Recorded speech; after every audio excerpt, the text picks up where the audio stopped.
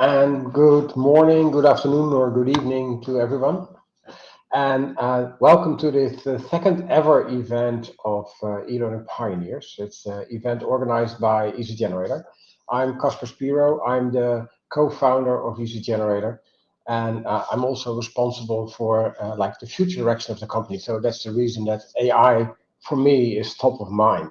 And I think if you talk about learning and development, everybody is sort of wondering, what is AI? What is it going to do? What is the impact of AI on learning and development in corporations, but also in education? So the goal for the 2 days that we have in front of us, in total we have 7 sessions. The goal is to get some answers, to get clarity. So what is AI? What is it not? What can you do with it? What can you expect? Also some practical things, so how to get more out of AI.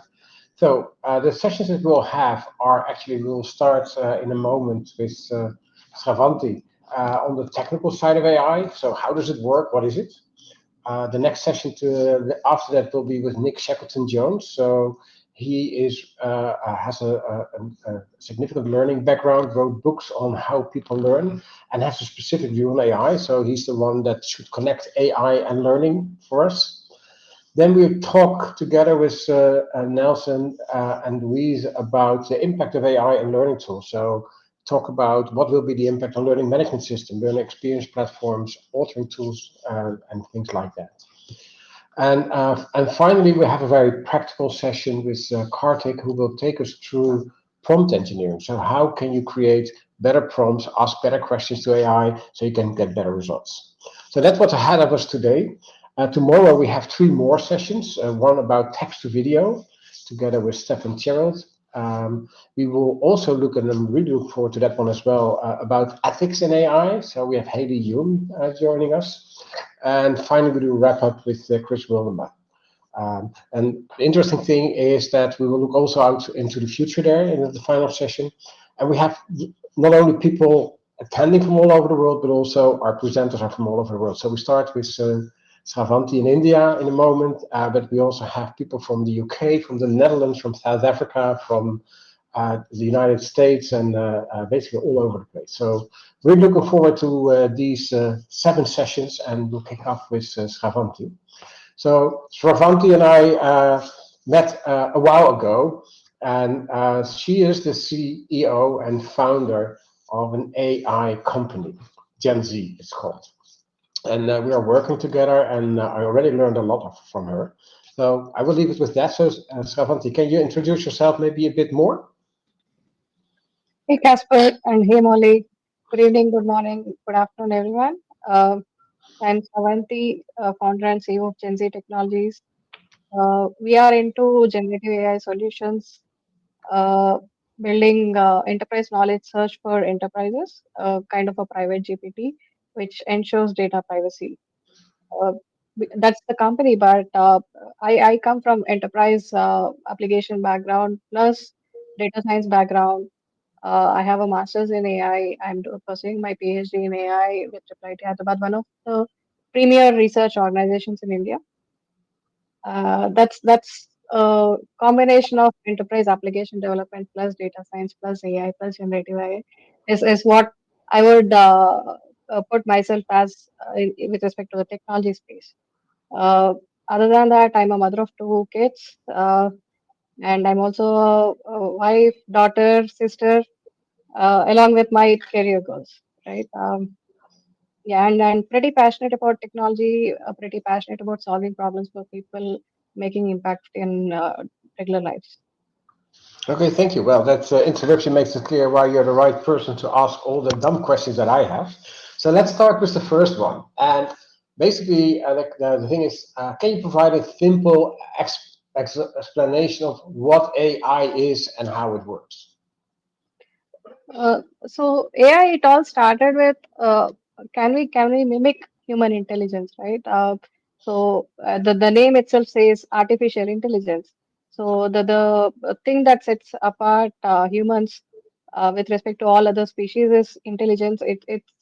And that's where when the science was being explored, science was emerging. Uh, people started to explore intelligence as well, reasoning, logic, memory. There are many aspects of it, and somewhere the term is coming from there, and it all started in 1950s with respect to machine intelligence. Can machines think like humans? Can machines reason like humans? So we built logic using programming languages where we say, do this, do this, do this, step one, step two, step three, basically predefined way of thinking to a computer, right? But then, can a computer think by itself? Can a computer reason by itself? That's the intriguing thought, I would say, where this field started as. It started with data, data science, right? So how do we represent data? It started with bits, zeros and ones, binary. But then once we have the binary information, what do we do with it? How do we, I mean, we know zeros and ones, we know characters, alphabets, numbers are represented, the pixels are represented in the digital world, the images are represented. So images again, comes from the human vision. The documents come from the digital, I mean, the paper documents. So when we started representing data in terms of digital binaries and bits and this thing, uh, so we started programming, we started uh, basically whatever human tasks or manual tasks that we have been doing in our daily lives, we started to automate that. But then from there, okay, what is the next step? We have kind of automated our manual processes. What do we do next? How can I think like a human? What should be my next process flow? Uh, right. So that's where it all started. So the data science or decision science started, just representing. Am I audible? Yeah. Okay. Yeah. Uh, data science is one. Then slowly started machine learning. And machine learning is more about statistics. Okay, now I have huge amounts of data, a lot of numbers are there.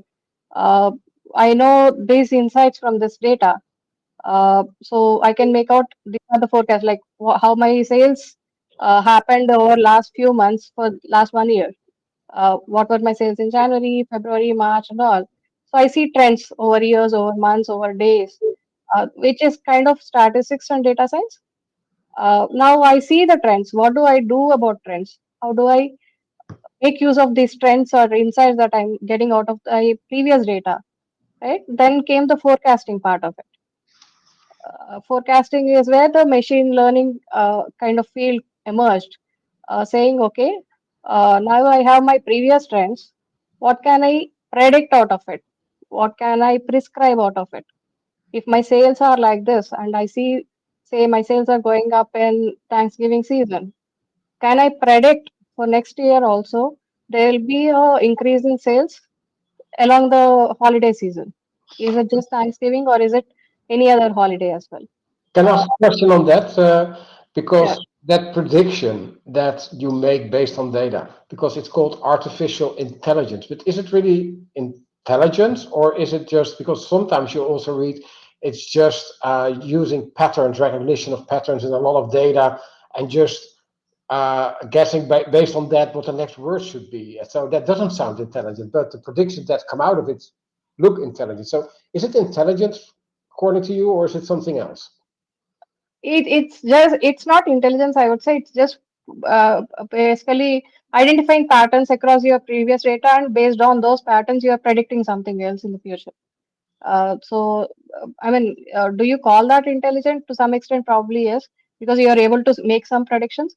But are those predictions reliable enough, reasonable enough to human logic?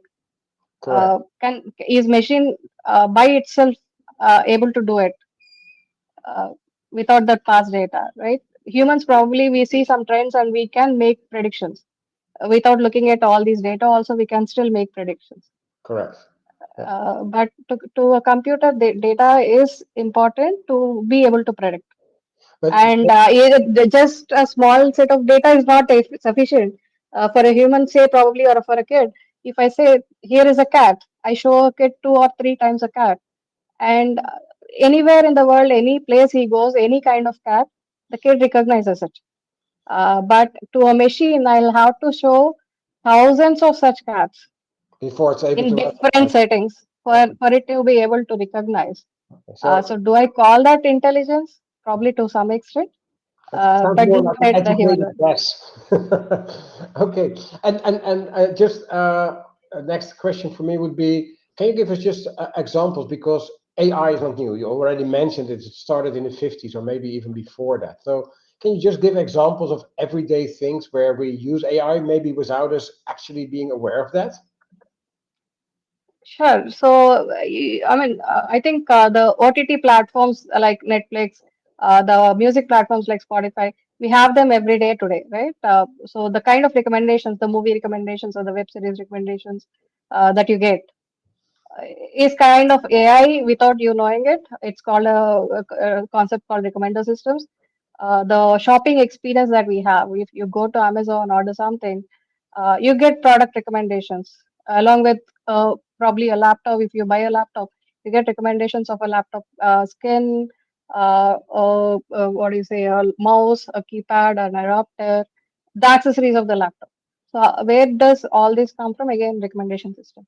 And similarly, the weather forecast that we get on weather.com, right? It's a forecasting that is coming in. So again, it's a real time example. The Android phone that you have the keyboard, it suggests the next word that you need to use or that can come in the you're typing something. What could be my next word? There are suggestions coming in on your keyboard, Android keyboard, on your mobile. It's also what do you say a recommendation system there. So there are many systems like forecasting, recommendation, decision support, which we use in our daily lives in our regular applications. We are so used to it that we don't even realize that it is AI. But yeah, these are some examples of AI that I would say we are unknowingly using them on a daily basis and kind of habituated to them as well, right? It's no, I mean we don't even realize that we are being influenced now. The social media trends or friend suggestions, all Correct. of this, we are so used to it right now. Uh, Now I think we got habituated to it. Okay. Yeah, because of course AI is there already for a long time, but it sort of came top of mind because of ChatGPT. And I Right. think I heard somebody refer to it as the Netscape moment of AI. And I'm old enough to I was raised without the internet, so I remember indeed when Netscape came. Of course, the internet was already there for 20 or 30 years, but it wasn't accessible for non-technical people. And then Mm, Netscape came, and suddenly you had an interface where you could interact with you could browse. And before that, you couldn't. And it was mainly text and some images, but it was like something I could do that. So suddenly mm, I had internet available. And I think ChatGPT did the same for AI. It was already there for a long time, but it was really hard for just ordinary people like me to sort of grasp it and work with it. And now with ChatGPT, you can just talk to it. So right. suddenly it is there. So, and ChatGPT, if you read about it, it's referred to as a large language model. Can you Mm, explain what that is and how that relates to AI? right. Uh, so as I said, we spoke about the machine learning part of it, right? So it started with data science and then machine learning, and then came neural networks. Neural networks again is kind of it's called artificial neural networks, kind of an attempt to mimic the human brain. Human brain is made of lots, millions of neurons, and various connections across neurons, and there are different parts of the brain which are responsible for certain functions of the human body. Right. So similar way, people try to mimic a neuron, saying there's an input, there's a processing unit, and there's an output coming of it. This output is fed to a second another neuron. The way the human brain connections work. Uh, so that was there in the research area. I think since 1990s to 2010, and as the compute kept increasing, right, along with the AI technology emerging, there was also a compute limitation earlier in 90s. and slowly the compute increased, the RAM increased. We could have smaller chips, smaller GPUs having high processing power fitting into a laptop, into a mobile. That's where I think the deep learning came into picture in early 2010s, uh, uh, where now I'm not working on one layer of neurons or couple of neurons. Rather, human brain has millions of neurons. Can I mimic that as well? Can I mimic that scale? That's where the deep learning field emerged. There were breakthroughs with respect to image processing, where the cat was being identified by a computer, a dog is being identified by a computer, right? So the next set of scale of deep learning is where the large language models come from. So By deep the way, learning was just to interrupt you, so I remember we had something from IBM called Deep Blue, which was a chess computer that actually beat the world champion. So is that an right. example of that deep learning? Yeah. Ah, okay. So a specific deep learning is a specific model. I would say the image models, the language models, the speech models. These are all NLP models. These are all based on deep learning. Whatever we have today, there are various architectures of deep learning, but then the underlying theme or concept is mimicking human brain, trying to mimic the human brain. Okay. Uh, With all those neurons that we're yeah. mimicking. Okay, that's Now, clear. large language models took it to another level where now instead of having deep learning was say hundreds of layers of neurons, now large language models is probably 100 times that scale now, or 1,000 times that scale now. So the compute that you really need for an LLM to train an LLM today is really crazy, right? OpenAI is probably trained on thousands of A100 GPUs for so many hundreds of hours, or thousands of hours. So that's the compute the large language model needs. It has like billions of parameters. The GPT-4 model that we have now today, right? It's trained on trillions of tokens for so many hundreds of hours on thousands of GPUs. That's the kind of scale that large language models have today with respect to training the models or even inferring also, right? Inferring is, okay, I have a model now which understands my data. uh, what can I give some input to it now? Can it give me an output relevant to that? So that is called inference part.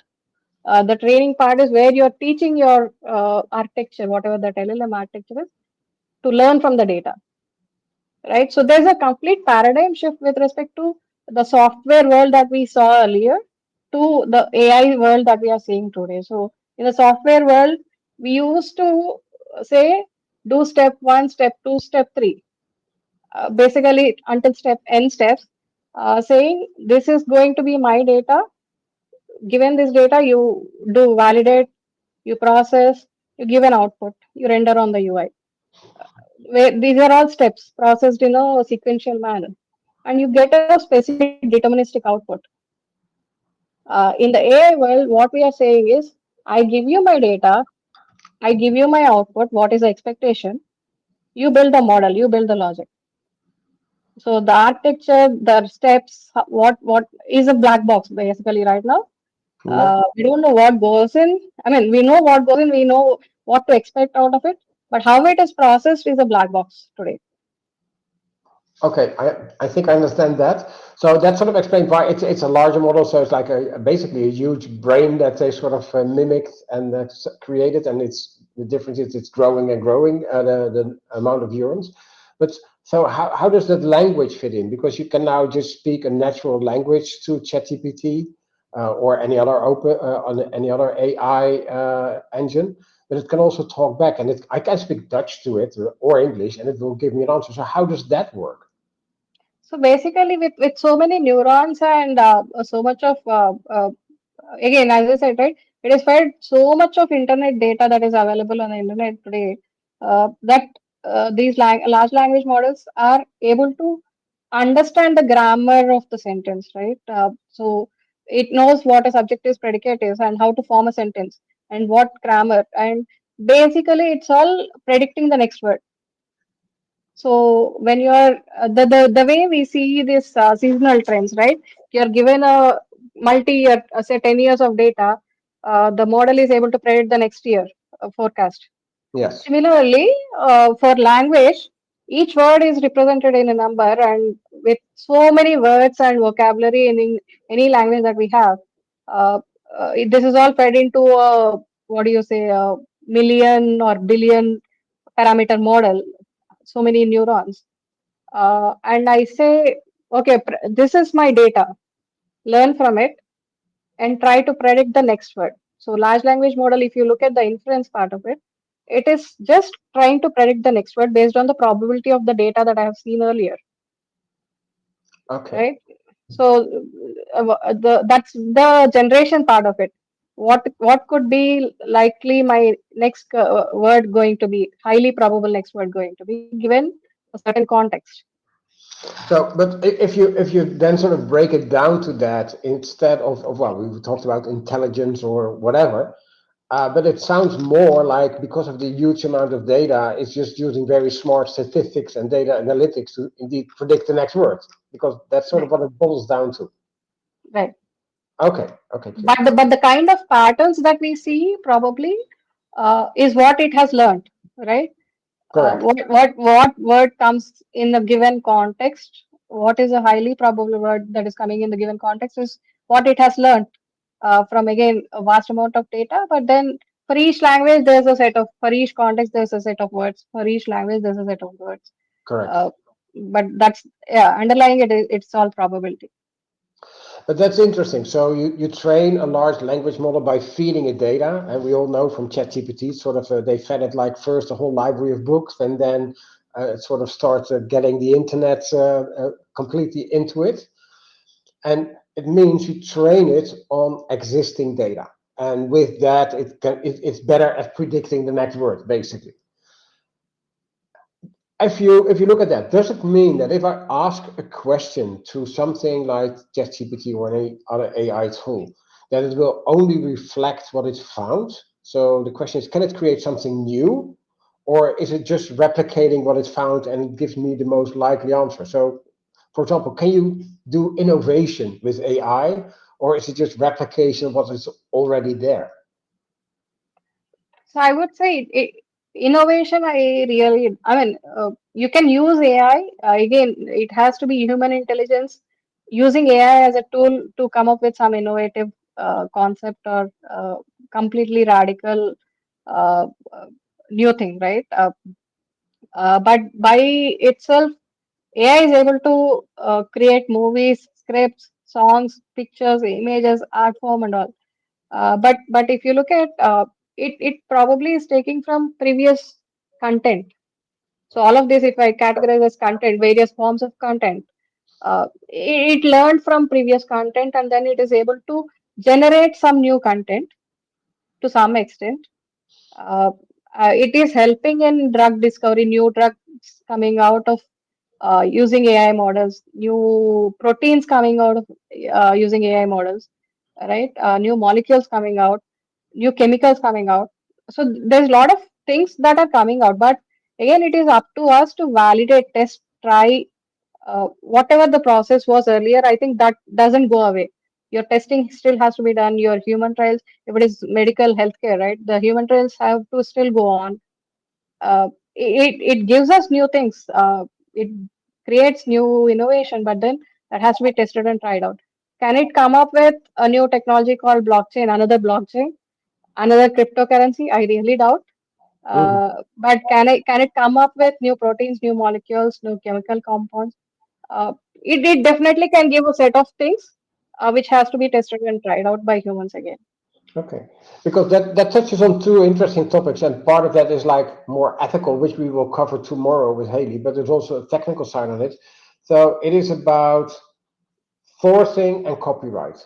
So I read this morning in the paper that artists lost a law case against an AI firm because they were saying that it was using their copyright because their images are in there, and they actually lost the case because they were not able to prove that their images are actually in the database.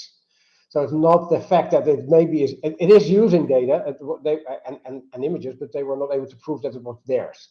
So that's really interesting because there are two things there. So one is indeed you don't know the source with most AI models, so it's unclear what the source is. So there's no reference there, so you don't know what it's based on. And the second thing is because you don't have the source, it's also you are not aware if there's a copyright infringement there. So how do you look at that? How does that work? Is that just like indeed that black box you were talking about, and we need to live with that? I think this is the things are unfolding as we speak. There are new things coming in. So this case is lost today in one court, but there's always a chance that it can be again taken to the next higher court, where things may change, right? So legal battles, how they turn out, I'm really watching the space and interesting and curious to see how things turn out here. But ethically, if I look at it, right? So it was someone's creation, uh, and it probably took them a really very long to come there to produce that piece of art or content, right? It really takes years of learning to be there to produce that content. And if AI is taking that and then creating within minutes and seconds, as a human, I would definitely be uh, uh, either want to monetize that my so much of years of hard work, or I need to be credited with something, right? So this is used. So be transparent about what was used in the model, what kind of data was used in the training of the model. I think that transparency will uh, probably take these legal battles down a bit. Uh, I think crediting the right person with the right content is definitely, as humans, that is a very basic need, I would say, that as humans we have with respect to recognition and uh, credit worthiness, right? So Yeah. as one of the person who is in the technology space, I definitely want me to be recognized for my piece of work. So copyright infringement, ethically, I wouldn't uh, support that. I think transparency of what data is being used helps alleviate that to an extent. But and that is really interesting because that sort of touches on the topic of generic versus specific. So Mhm. ChatGPT, of course, uses generic information from the web, from books, and you don't know where. Right. And that sort of gives a problem. So you don't know if it is hallucinating, if it gives an answer, you don't know if it's right, you don't know where it comes from. But you can use the same technology to upload, and it's already possible now, also even with ChatGPT and other tools as well. So you can upload your own information and start asking questions on that.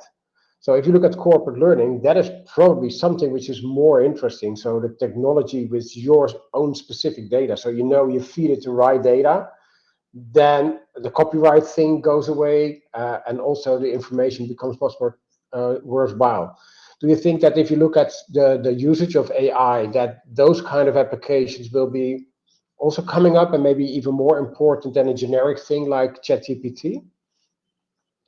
Uh, Absolutely, Casper. So here, when you're uploading data, you are well aware of what you're uploading, what content you're giving to ChatGPT or any other model out there, right? So you yourself are intentionally doing that. Uh, and probably there will be more consent-based data ingestions that will come in future, where as a user of the system, I need to give my consent saying it's okay to use this data or content for training a model, retraining a model, or I don't want it to be used, right? So those consent-based systems will emerge in probably near future as we speak. But again, without consent or without my knowledge, without signing up certain legal agreements or terms and conditions, uh, probably it's not worthwhile sharing your any AI model unless Correct. it is your enterprise specific or very task specific, where you know where the data is being used or how it is going to be used. Correct. So it means that we need to make a distinction between artificial intelligence, the technology that's now available to us, and ChatGPT, which is a specific application of it based on generic data, because you could create something like that on specific data as well. Right. And if you would feed an AI engine a set of proper data, so data from your company or your organization, so you know the data is correct, so you feed the documents or whatever, are you then 100% certain that if you ask a question, you get the right answer? Or is that not the case? Uh, so firstly, I would say when you're uploading your company data or any personal or sensitive data, be cautious of where you're uploading it and how it will be used. Uh, because today the AI models out there are still not secure enough to safeguard your data. ChatGPT still has loopholes where user A uploads a document. With some prompt engineering, user B can download the same document, even though it is a user-based content, very specific to a user. It could be a private or information or a sensitive information. Still, another user That is is, able to that is download that file. even because Uh, you can actually get if you have a paid version of ChatGPT, you can get a contract that sort of guarantees it's not uploading your, or it's uploading your data, but it's not keeping the data. You're saying that is not like 100% bulletproof? yeah, I mean, this happened with GPT-4 Plus, which is a paid account. Uh, so I really doubt if the systems are still secure. I think with all these emerging LLMs and AI technology, generative AI technology that we are seeing, the security also has to catch up. The cyber security of LLMs has to also catch up. Uh, Okay, so I think it's still evolving right now. that's a valid concern. Okay, but apart Just from that, that uploading has some risk. So if I would feed my content into a secure AI model and I ask it a question, will it always answer correctly, or is that something for the future? So the kind of as I said, it's a probability based system, right? It's not a deterministic system. It's a stochastic system. So even a space after your last word, even a exclamation instead of a question mark, even a period can alter your response. So there's no guarantee that given a question asked in certain way versus the same question rephrased and asked in a same question in a rephrased manner posed to the system may not give the same answer, right? Yeah, So and there's no 100% guarantee that you'll get the right answer because we all see that ChatGPT hallucinates. Again, coming from the probability theory, but it can make up things. It can make up references as well that we have seen already. correct. And that's what we There call are hallucination of the AI. hallucination. Yeah. Okay, There are ways to control hallucinations. There are techniques to control it, but then it's not 100% fail proof. okay. So I think that is really interesting, and it opens up like a whole category of other things that you could consider or think about, because it's sort of, yeah, it's an interesting new world that's out there. So, um, so we touched a bit on those ethical concerns that are around AI. So, what happens to your data? Where does data come from? What are the sources of your data? Do you have any specifics on that? And so, you already gave us a fair warning. So, be careful where you upload your information. So, do you have certain do's or don't rules that you apply yourself? See, any sensitive and private information, we generally don't go out in public and use public systems. That's primarily number one. The second thing is PII data. I think today in today's world in LLMs, it's kind of handled. Uh, Models are not taking PII data, personally identifiable information, and even though you ask a specific question about a specific person or a specific entity, which is a private entity, it doesn't give out information as well.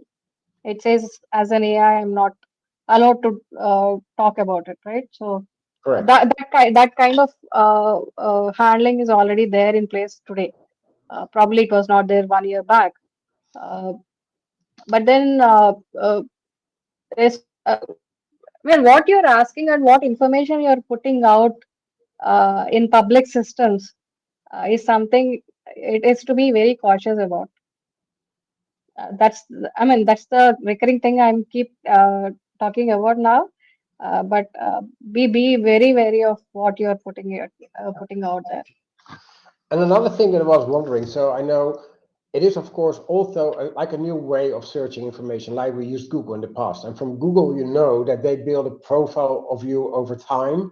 And with that profile, they use that combined with the question you ask to give you an answer. But that creates like the dangerous bubble you're in, because if you're asking questions always in the same direction, you will get answers more and more in that direction, and you sort of create your own bubble of information.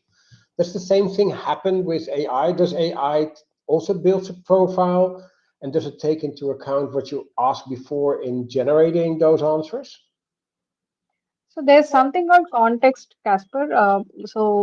Conversational history and context are two things that are kind of being used right now in ChatGPT and probably in any other conversational system as well, to basically keep the conversation going. It's a feature, I would say, uh, where again, as humans, right? Say I meet you today and speak to you on a certain topic today. Next time we meet after say a week, we still go back and talk about those points we spoke last time. Right. So context and conversational histories are kind of trying to do same thing with to keep the conversations flowing. Uh, so that's what AI is trying to do today. Okay. And does it mean, so you, with those warnings that, now let me rephrase. So how do you look at AI? Is it a technology that will take over things and make people redundant, or is it a technology that is supportive of people, or is it a bit of both? How do you look at it in going forward? See, I mean, I would look at it as uh, look at a world of or envision a world where you only have AI creating content. And don't we get bored looking at the same content coming again and again? So probably if you look at LinkedIn today, there are so many posts in similar format uh, where it's all coming from ChatGPT. You can easily make out today. Probably 1 year down the line, we will be so bored of AI generated content that we again want human generated content. The creativity will probably miss after a while, where we look for new formats. So that way, what I would see is look at AI as a tool. Human intelligence has to be there. AI assisted human intelligence is where I see the world going to be. Uh, so the creativity of humans is still needed, without which it is going to be the same content on which these AI models will be trained on, right? So, how much content would we produce from, say, April 2023 is the last trained model of ChatGPT. From then to, say, November 2023, 7 to 8 months, how much content would we have generated across the world? And is that sufficient to train the next generation AI model? And if just that generic synthetic content is being used to train AI models. What is AI going to be different from today versus say next 2 3 years down the line? It's not Right. going to be hugely different, right? It's probably going to be remain the same. So you think Uh, that what we will see coming next is just improvement what we have. It's not like an extra revolution on top of that, doing like crazy things we can't even imagine. right. So it took so many years to come to this point, right? For an LLM to see human-like talking LLM or speaking LLM. It took so many years to come here. From here to probably it will be incremental to some extent for next couple of years, and then nobody knows when the next breakthrough will be. Okay. Okay, thank you. I think that we have a lot of questions coming in. I saw them popping up in the chat. So Molly, you probably have been watching them more closely. So can we take a couple of questions right now? Yeah, definitely. Yeah, we've had quite a few questions coming in. Maybe Casper, this is an interesting one to start with and a little bit relevant to Easy Generator, and I think a lot of people that are joining us today. So if you don't mind, we start with this one. But Robert asks, my wife works in UX, and her and half of her team were replaced by AI. With AI having the ability to create learning content, we foresee companies eliminating or vastly reducing their L&D departments and rely on AI for learning content creation. That's the question. That's a great question. So maybe I can pick it up because more L&D like. Yeah. So yeah, I think how I look at AI, partly yes. Because I think that we now do a lot of manual work, and especially if you look at generic courses, I think that that can be created already through tools like ChatGPT. The thing is that there is no didactic, so we need to train them on didactics and models like that. So, that is something that you can foresee happening for the future. The thing is, it's still generic information. So we were already talking with Sravanthi about having a specific database of your own company. If you use that to generate content, it can actually sort of replace the role of a subject matter expert, creating like a draft course for either a subject matter expert or an instructor designer. So I do think that the content creation will be different, and that it will be faster and quicker and maybe even better by the support of AI. But there's also another thing that we will cover on later on in the events, is that if you just imagine that all knowledge is always available at your fingertips, either generic information through generic tools like ChatGPT, or specific company information by tools that will pop up in your workplace and give you an answer if you have a question, that changes learning by itself. A lot of the learning we do in corporates is still knowledge transfer. So there will be less need for that because that knowledge is available always. So we need to go to more skills-based training. It's about how you apply those things, what you can do with it. So I think that is the biggest revolution probably for learning, that we need a completely different kind of training and different kind of content. And we know we have to go there. We were already doing that. That AI will actually give that a huge push towards the future, and yeah, we just need to go there faster. Yeah. Perfect. Then maybe another question from Stephanie. Where is the line between algorithms and AI? What is the difference between the two? That's definitely a question for Sravanthi. Yeah. See, algorithms is again a step-by-step flow that we typically do, right? So we say these are the steps you need to follow, a computer needs to follow. Uh, Whereas AI is also an algorithm, so but it is kind of algorithm coming from data, uh, right? So how do you learn from data is an algorithm. What needs to be learned from the data is kind of a black box today. Yeah, correct. Yeah. Sounds good. Again, too, I'll mention we have a few questions that I've marked here, but if you do have questions that come up, feel free to still put them in the chat. If we have time, we will work to get around to them. Another question, this is from Suzanne. Is it really okay to feed machines without checking the sources first?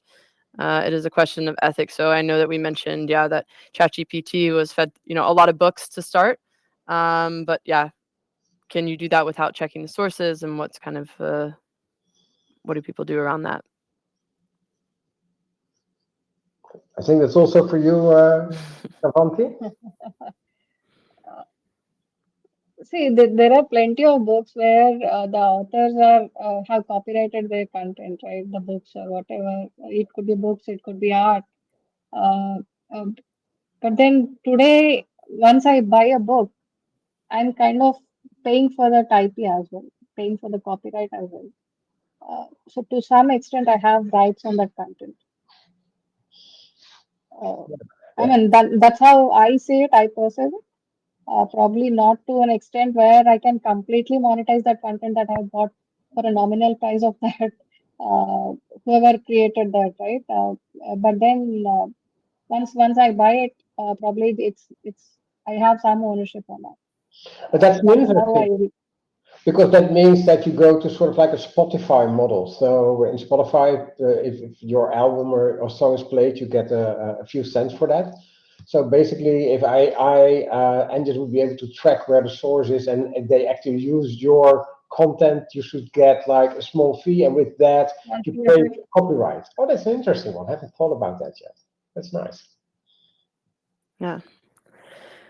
Okay. Then another question from Sunil. He mentioned an AI model cannot evolve. So yeah, you mentioned earlier, Sravanthi, that yeah, you don't imagine any breakthroughs, but can an AI model evolve itself, and potentially there's a breakthrough that we can't foresee? Sorry, We something can't happens with hear your you. audio. Yeah. There are possibilities because it's able to create programs, it's able to create content. There is a possibility that it can what do you say learn from its own creation, right? And probably evolve from that. Uh, and when it happens, we probably wouldn't even know that. We wouldn't even be aware of that. That's kind of threat with probably anything, right? So any new technology that came in probably had many appreciators, many adopters. At the same time, there were many people who were cautioning about that technology. It could be technology, a concept, any part of science, right? So that the two sides will always be there. Uh, we cannot rule out the possibility of AI evolving itself. Yeah. Makes But sense. I think that today's threat is more about misinformation, the deep fakes, the kind of information that can be spread out using these technologies, where a person can be impersonated. I can probably create voice of Donald Trump or Rishi Sunak. I can create a video of those people, famous personalities, and create false information, spread more, false information, which can have, I mean, what is a very negative impact on the world, on the society. So that is one bigger threat that I would see with whatever current technology that we have, rather than AI taking over humans and all. So Correct. the threat of misinformation is pretty huge today. Yeah, and that's something, by the way, we will cover tomorrow in the first session. Tomorrow we have Stefan, who's the CTO of a company called Synthesia, and they do text to video. So basically, you just upload a text, and then you have a real live looking avatar speaking your text in any language that you want. So that sort of raises the question. We'll look at that technology, but also sort of trying to go into the question, okay, what is real, what is not real, what can you trust, and what is fake information, and what is real information. So I indeed think that that is one of the biggest challenges of AI, that you don't know. But I also heard somebody say, well, what's new? Because social media is no different, because people without a name are putting things there without you being able to check, and it's just happening as well. So you already have those bots and everything, either live bots or human bots. So that's or a computer bot. So that is really interesting. Mm. Um, so, and because I see also a question coming around that Susanna thinks that you should not forget that AI is created by man, so that it is in the end it's the man who is accountable for that. Do you think that AI in the future would be able to sort of start building itself, programming itself? It's so smart that it can actually develop itself further, so it can go somewhere without the control of man. Is that even possible, or is that just science fiction? It can be possible. Assume there are two bots talking to each other and giving instructions, right? Because we are talking about AI assistants, we are talking about virtual assistants, and pretty much automating many things. We don't know whether there's a human behind the uh, content coming out or action coming out versus AI doing that action. So I think there's a possibility with so many virtual assistants talking to each other and probably not in a controlled way. I think control and close watch and close continuous monitoring of what is coming out and how it is being actually used is pretty much needed.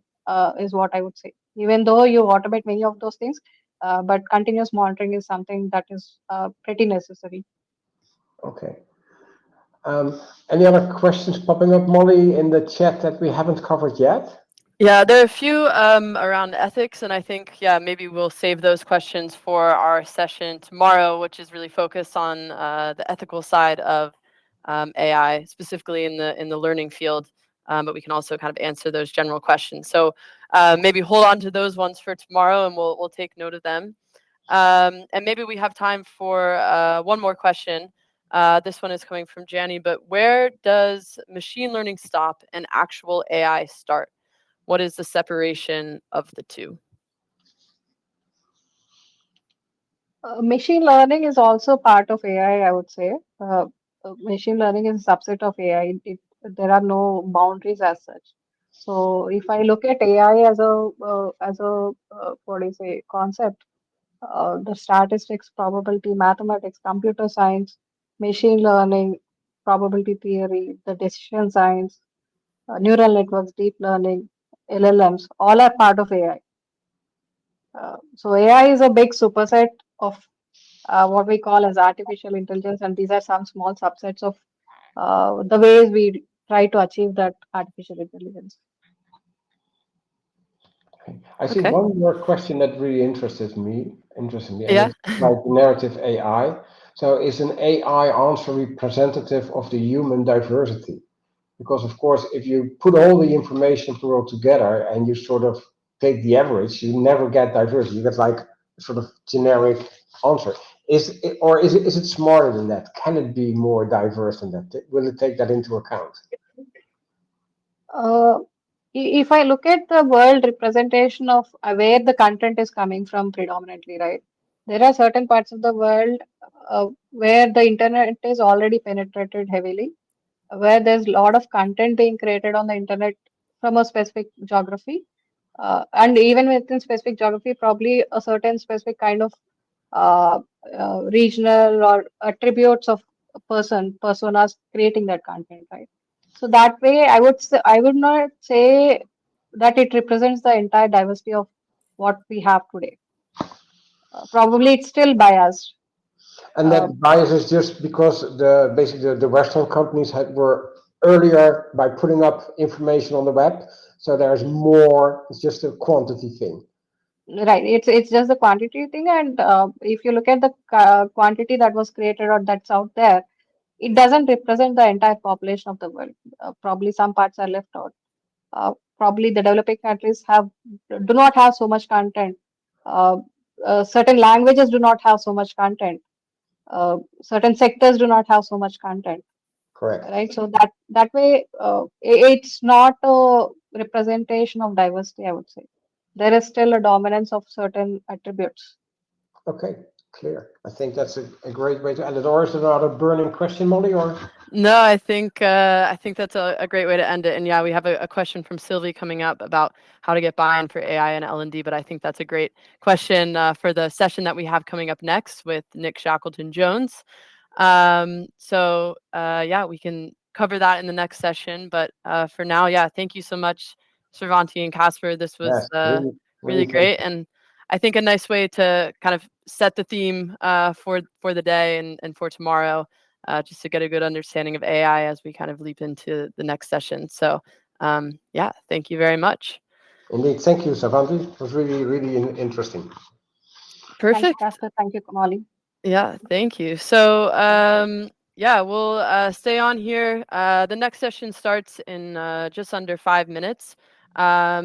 So feel free to grab a coffee or a tea as we continue the day. One quick announcement that we do have. So we have a hackathon going on during the event as well. What this hackathon is that if you're familiar with Easy AI, which is Easy Generator's AI feature, you can go into Easy Generator and create a course with using Easy AI and using those features. There's a topic, there's a prompt that you can use. I'll send over in a handout that will pop up in just a few seconds, all of the information on that. Yeah, if you complete the course, there's a couple steps to follow. You have the chance to win a pair of Easy Generator engraved AirPods. So the kind of due date for that is December 1st, which is Friday at 5 p.m. Central European time. So that's 11 a.m. Eastern Standard Time. Yeah, we'll be reviewing, checking out the best one, but would be great if you all can go in. Of course, the theme is around AI, so it makes sense to use a little bit of AI. So look out for that in the handout section. So we'll get started with our next session with Nick Shackleton-Jones in just a few minutes here.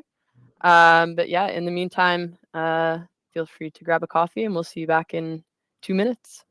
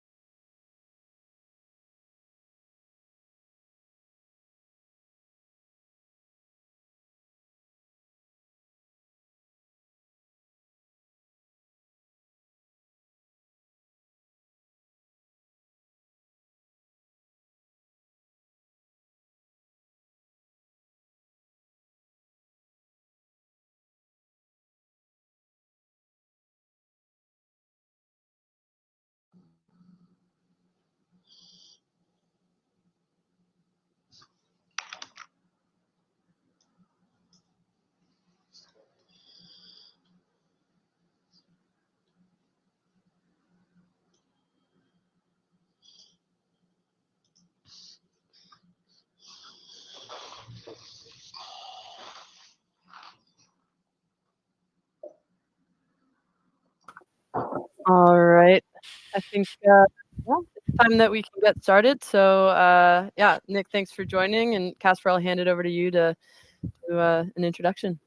Thank you. So I see we just are 1 minute before 3. Shall we wait a minute before? Yeah, we can we can Like, wait a few seconds. I think my we my don't clock want to is disappoint people who fast. are So just logging in to see Nick. So let's yeah. give it a minute. And then, All right. Yeah, no worries. so Thanks. Nick, you can hear us well, and we can hear you.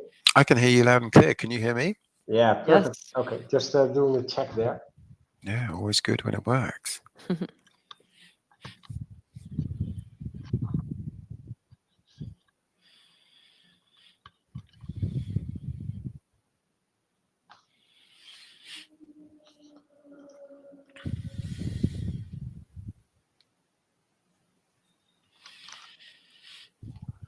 Okay, let's get started. So Nick, welcome. I'm really happy to have you in this event as well. As I said in my introduction, so it is about AI and learning, and that's also why you're one of our keynotes, because that's what you talk about and that's what you write about. And that writing is a big part of the reason that I wanted to have you on. So you wrote a book, How People Learn, and I just want to give to read a very small piece of that, because that's sort of when I read that, it was sort of like, oh, wait a minute, I have to rethink this. So what you wrote is, the central premise of the book is the foundation for understanding, learning, and cognition is a radical rejection of thousands of years worth of Western intelligence tradition, and that is that you don't think. You have no thoughts. What you call thinking is feeling. Thoughts are just fancy feelings. And for me, when I read that, it was, wait a minute, I am thinking. So, and that is what I really like about how you look at things. So you sort of challenge things, look at it in a different perspective. You look at how the brain works and how people think in a different way. With that, you look at how people learn in a different way, and you look at how AI works and influences learning in a different way. So that is really interesting, because that sort of opens up the mind to for basically to see new things. So that was my main reason why I wanted to have you in this event. So I'm really happy that we were able to get you on. So I'm handing over to you. So maybe you can give us your own personal introduction and then take it from there. I can. That's the best introduction I've ever had. Usually people just read my LinkedIn description, and it's always odd hearing people read the description you've given yourself back to you.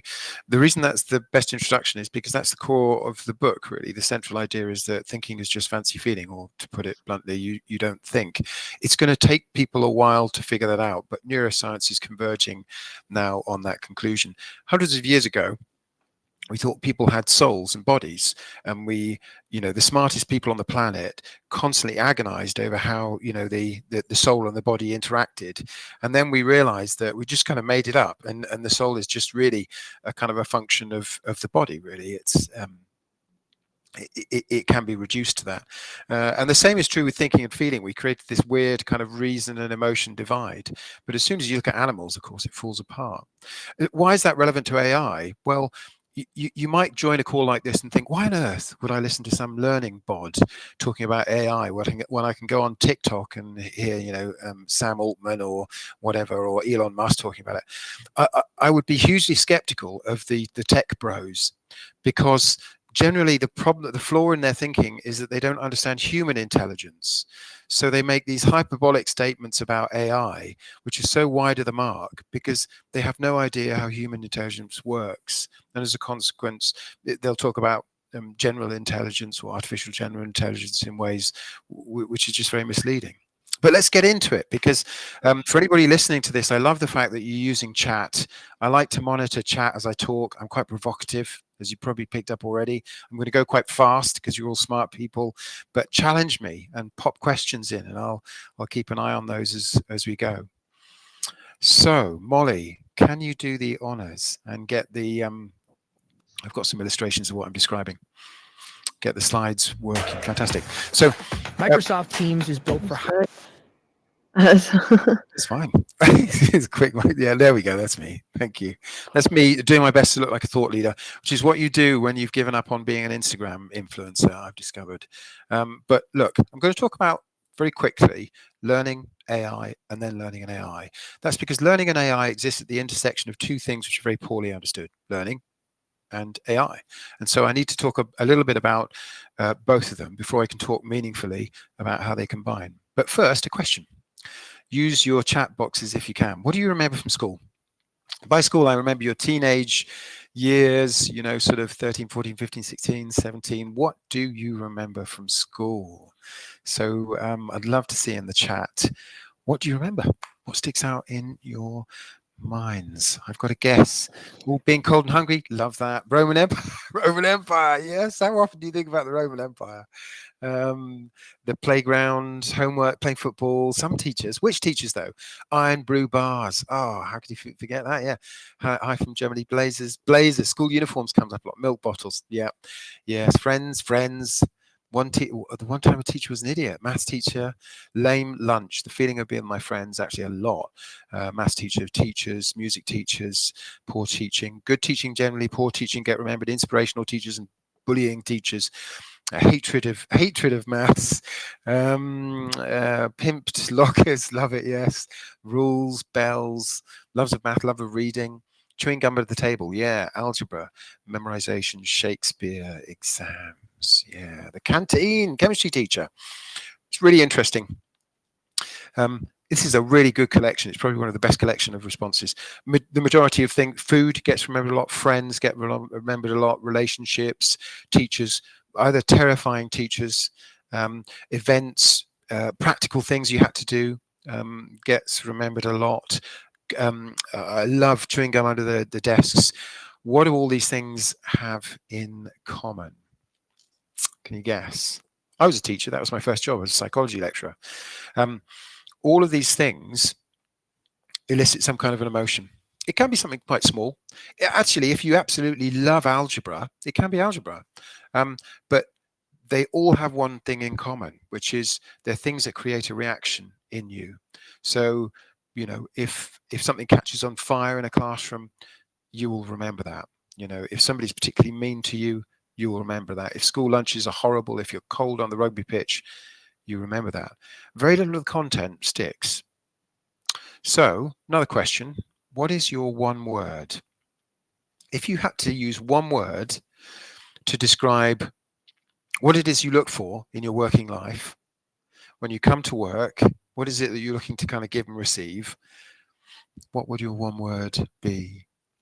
While you're thinking about that, this was, I owe this to a friend of mine, a guy called David Selchin, who said he thought everybody had one word, which if you understood it would unlock your relationship with them. Variety, achievement, interaction, creativity, honesty, understanding. That's my word, actually, Julia. Thank you. Creativity, humility.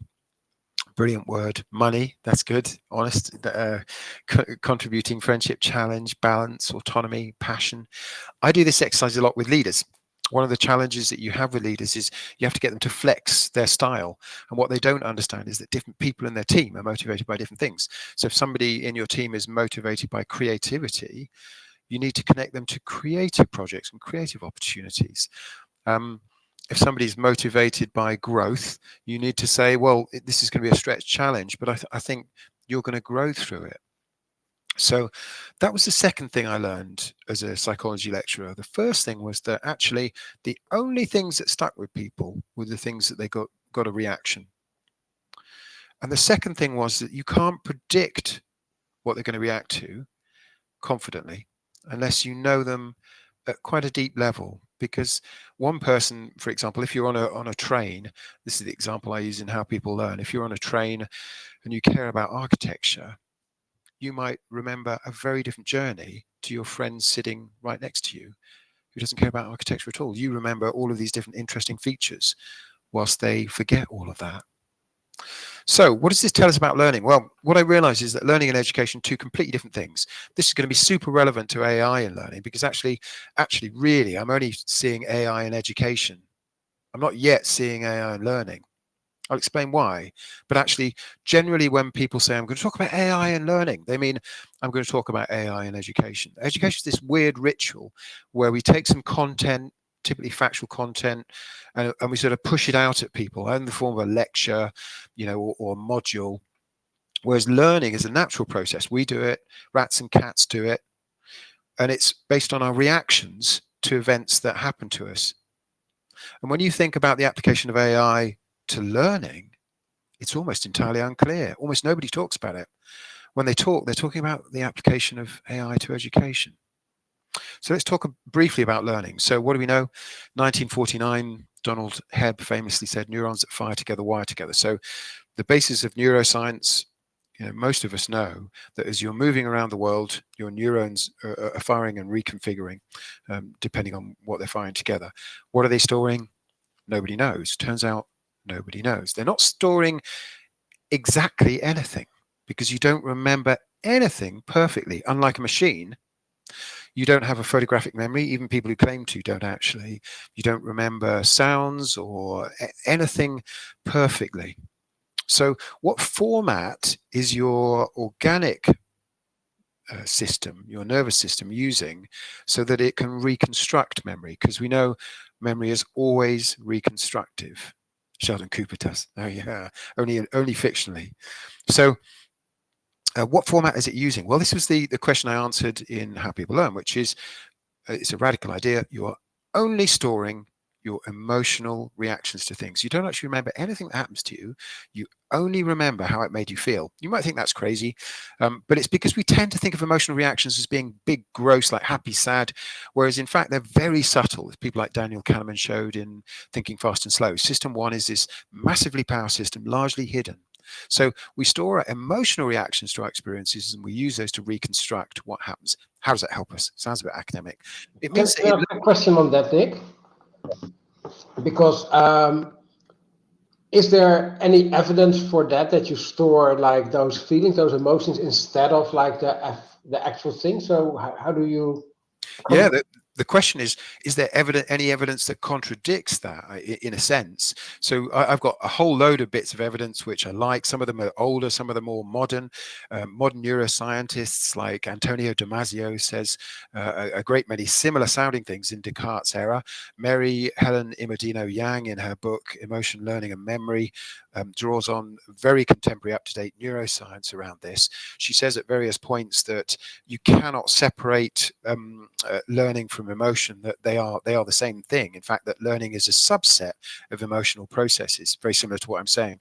My favorite piece of evidence, though, is Elizabeth Loftus back in the 1970s, who looked at eyewitness testimony. She basically found that the words that you use when asking somebody to recall an event, she showed people a film of two cars in an accident, alter the emotional significance of those, alter their memory for the event. So she found that if she said, how fast were the cars going when they contacted, she would get a very different response to how fast were the cars going when they smashed.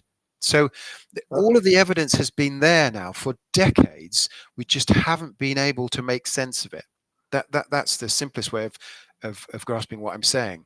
All of the evidence has been there. Daniel Kahneman's book is full of evidence that cognition is fundamentally an emotional process.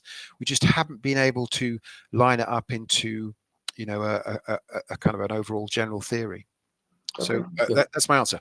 But happy to return to that. So yes, this gives us two things that we can do in learning. Either people don't care about something, and a lot of us who work in the industry frequently encounter those situations because a lot of what we do is compliance. And there we find that people don't care sufficiently about safety, let's say, or GDPR, or information security in other forms, or diversity and inclusion.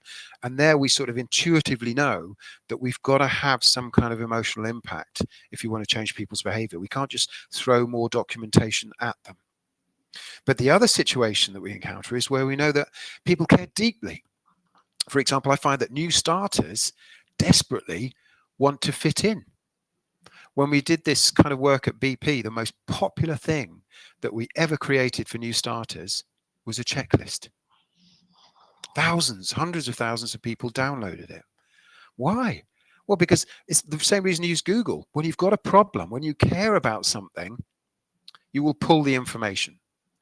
So we're always doing one of those two things. We're either pushing, creating experiences that change how people feel about something, or we're creating resources that people can draw on because they already care about something. So we always work on this push-pull spectrum. You know, either that we want people to care. That might be mathematics, physics, economics, might be, say, GDPR. Or we know that people already care, might be fitting in. This is why, by the way, TikTok is so popular, because it feeds people the stuff that they care about. You could follow people who are experts on algebra on TikTok if you wanted. I follow lots of the world experts on AI on TikTok. You pull the stuff that you care about. If you just care about people dancing, you can see lots of that content. But you know, we pull what matters to us. So there's just this is sort of intuitively being grasped by people for a long time. I want you to be extremely quiet, because it's... Yeah, this is Professor Lewin trying to get people to care about physics, in particular the swing of a pendulum and conservation of momentum. Have a look at how he does it. No joke. If I don't succeed in giving it zero speed, then this will be my last lecture. I will close my eyes. I don't want to see this. So please be very quiet. I almost didn't sleep all night. 3, 2, 1, 0.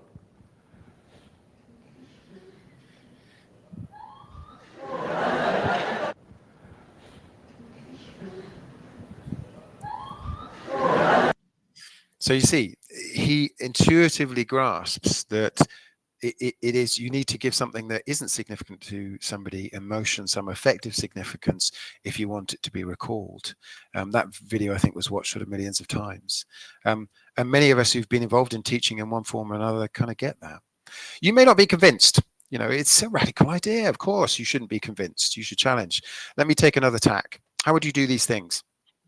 How would you find your way in a strange city, help your daughter with her homework, find a restaurant in a new area, learn how to play? How would you do any of those sorts of things? Answers in chat. There's 2 bonus points, by the way. There's 2 down with the kids answers, if you can guess those. Google or Goggle, YouTube, ask people. That's a great one. Google. You haven't got the bonuses yet, though. Google, YouTube, yeah, all solid answers. Yeah, ask people, ask my wife, she knows everything. Absolutely, I'm sure that's what she says. Wonder and see, yeah, ChatGPT, that's one of the bonuses. ChatGPT, very well done, Sylvie. TikTok, and that's the other, yeah, if you're done with the kids, yeah, use your brain, just figure it out. Yeah, Bing AI is also good. Yeah, ChatGPT. Time travel, I have not heard that one before. Claude, yeah, Claude is great. Keep trying. I've asked this question many times. Nobody ever says classroom or e-learning. Isn't that interesting? Because those are, of course, the educational weapons of choice. But in real life, we're learning. We're not doing education. In real life, challenges and curiosity drive our development. Experiences which challenge us. The washing machine is broken down. So you Google it. How do I fix it? Or you find a YouTube video.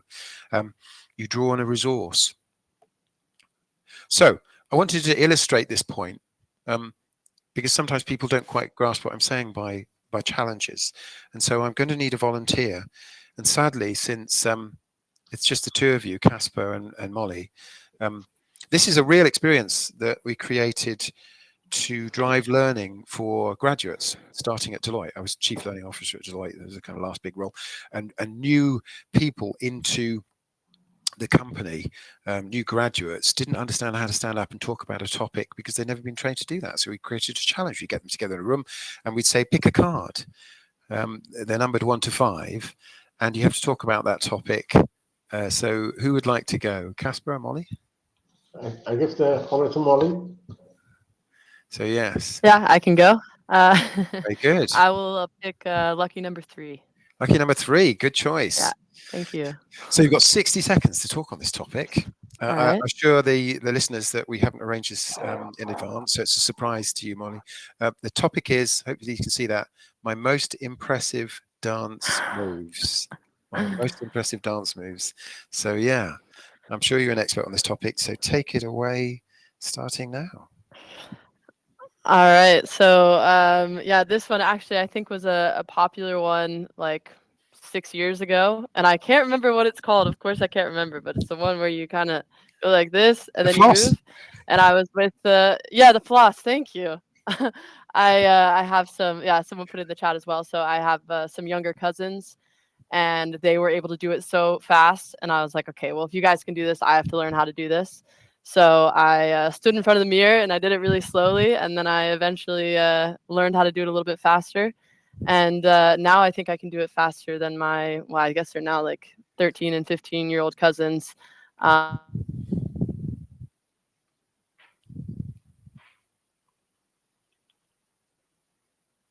no. I'm afraid Molly got. Yeah. I think I'm back now. Sorry, the internet in the office is going out. But yeah, whatever button you pressed, that was a great trick, by the way. So, she's reconnecting. Okay. yeah. But that was okay. She wins. You win. Yeah, you've done 1 minute and 10 seconds. Yeah, round of applause for Molly. Yay! So I liked that. I liked your enthusiasm. That came across really well. I liked the practical demonstration. I like the specifics. I like the flossing, and you sort of showed, but also there was a bit of encouragement in there. You said you practiced it in front of the mirror until you perfected it. So there's a bit of kind of technique there. So my question to you is, do you think you'll remember being made to do that on this call by me? How long are we talking? I mean, tomorrow for sure. Yeah. 10, 15 years from now, I can't say for sure. Yeah.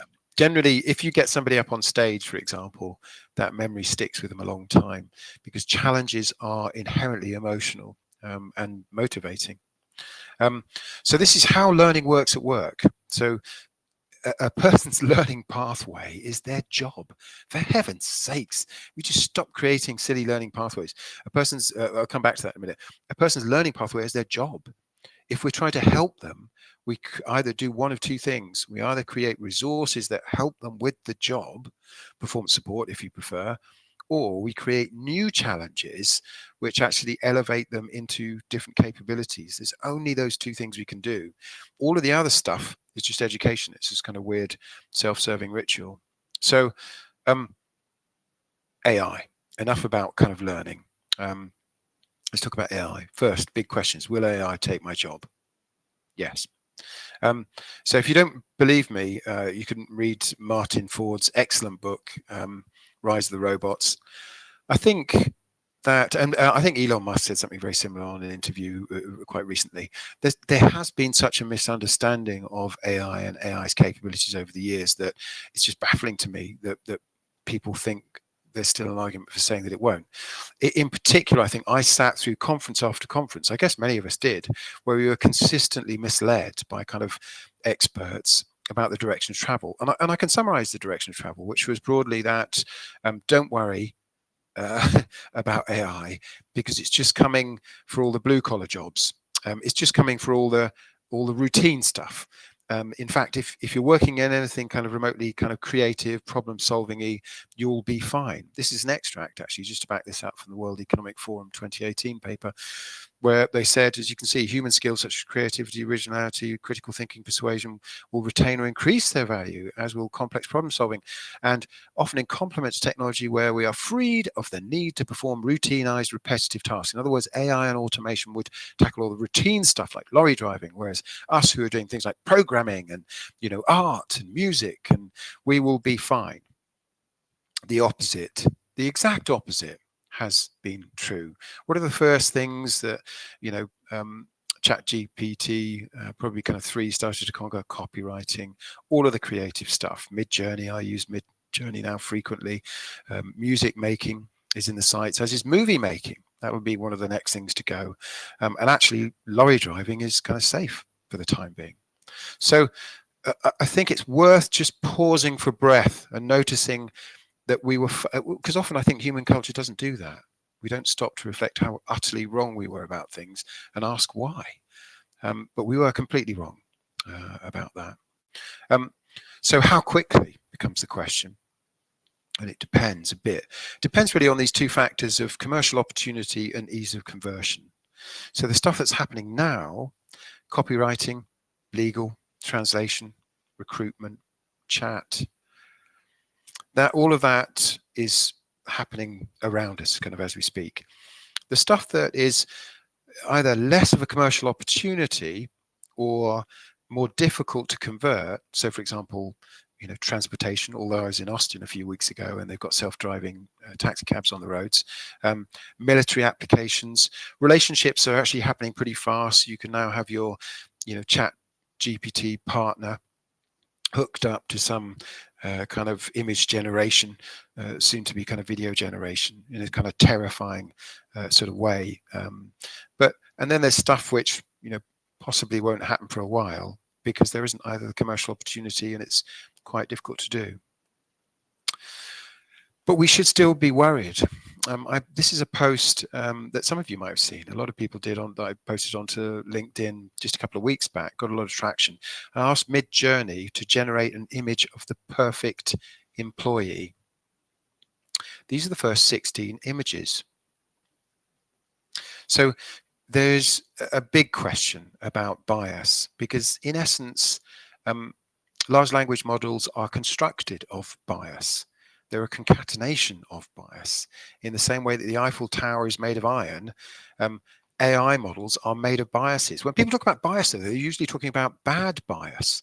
But the problem is that the bad bias, it exists in the data that we feed it, and then accountability vanishes. So you can imagine an organization thinking, oh, instead of having a recruitment team, we'll just outsource all of that to this third-party service, which uses an AI model to select the right employee. But then if somebody gets turned down for a job and suspects that it's because of bias, how do we know that the bias is in the model?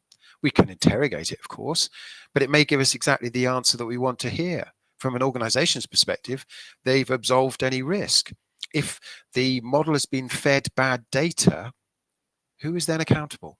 Who took that decision? Joe Bloggs? He left the company 10 years ago.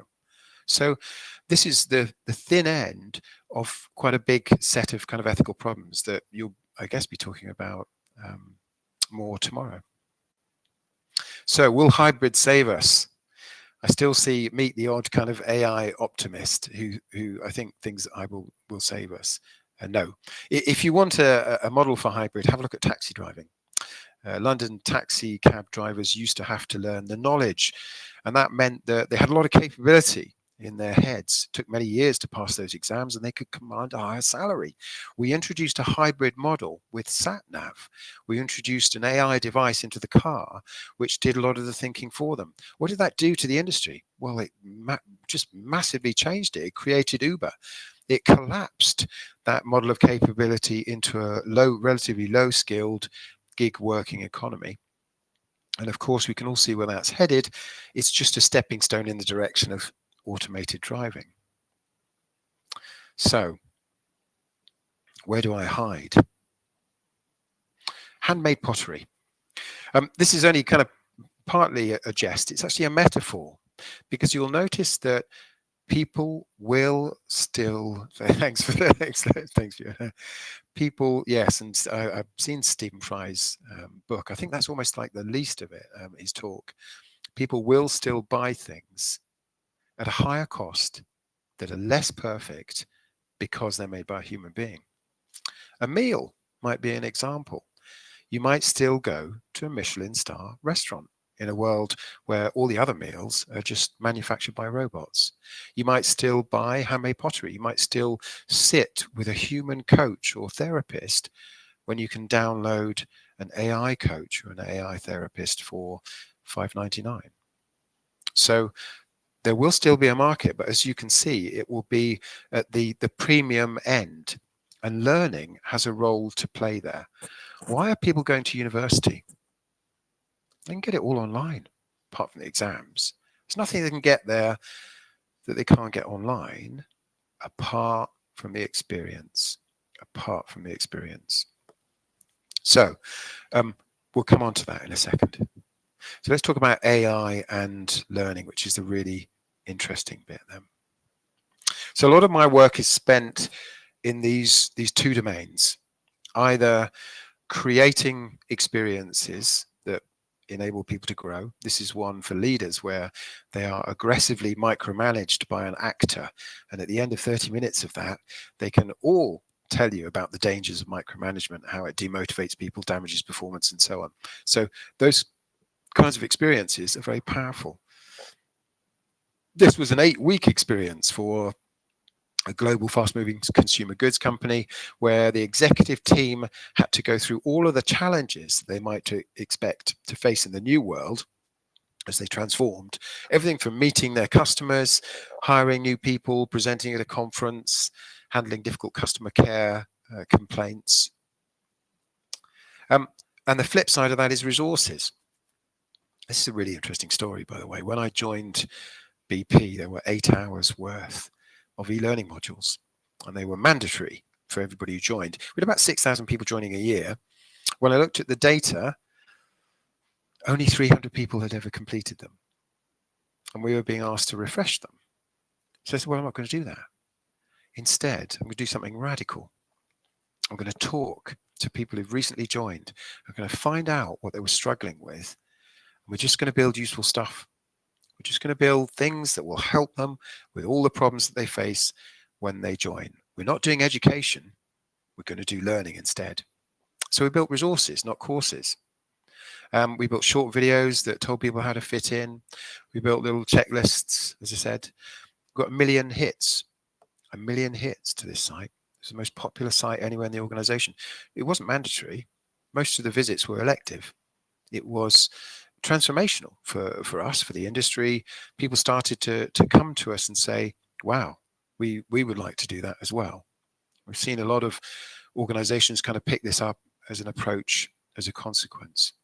And that took my career in a new direction into consulting. We work with big banks to create stuff that leaders could access on a mobile device to immediately tell them, as soon as they became a leader, the answer to the sorts of questions they had. Pull, in other words, just rely on pull. You don't need to build courses. If somebody really cares about how they show up, how to do a performance review, how to submit their expenses, just give them the resources they need. Just give them the checklists and the guidance. Stop doing education. So how does AI impact L&D? I see quite a lot of videos like this that people, pass around, and they become a bit of a talking point. Just bear with me for a second. It's not going to make sense yet, but what I'm about to show you is crazy. The clip you're about to see, I never filmed it at all. It does not exist in real life. Just watch. The video you're watching of me right now is completely AI generated. It sounds like me, looks like me, and it's even the same background I use for my videos. AI is getting pretty scary, and soon it'll be hard to tell what's real and what's not.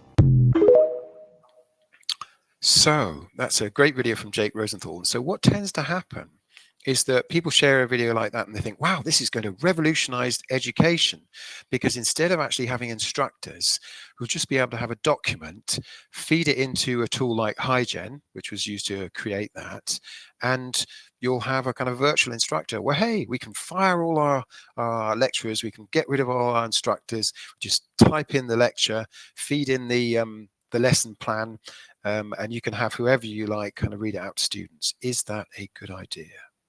No, it's a terrible idea.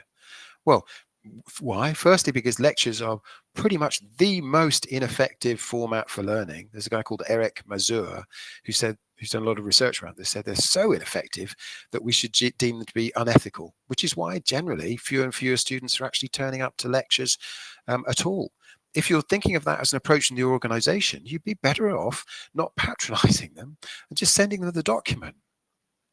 So this idea that somehow AI is going to enable us to sort of do these sorts of things and it will make anything any better is indicative of what I've called bad thinking around AI. And I think there's an awful lot of it about.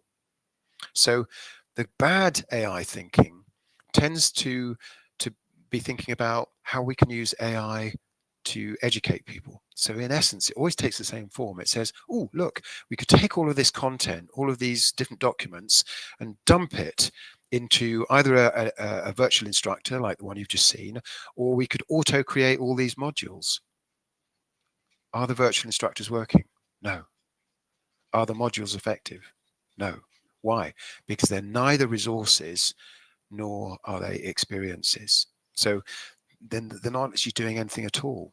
So look, be very wary whether you are procuring, because many of you will be approached by people trying to sell you this class of solution, or you may be developing it yourself.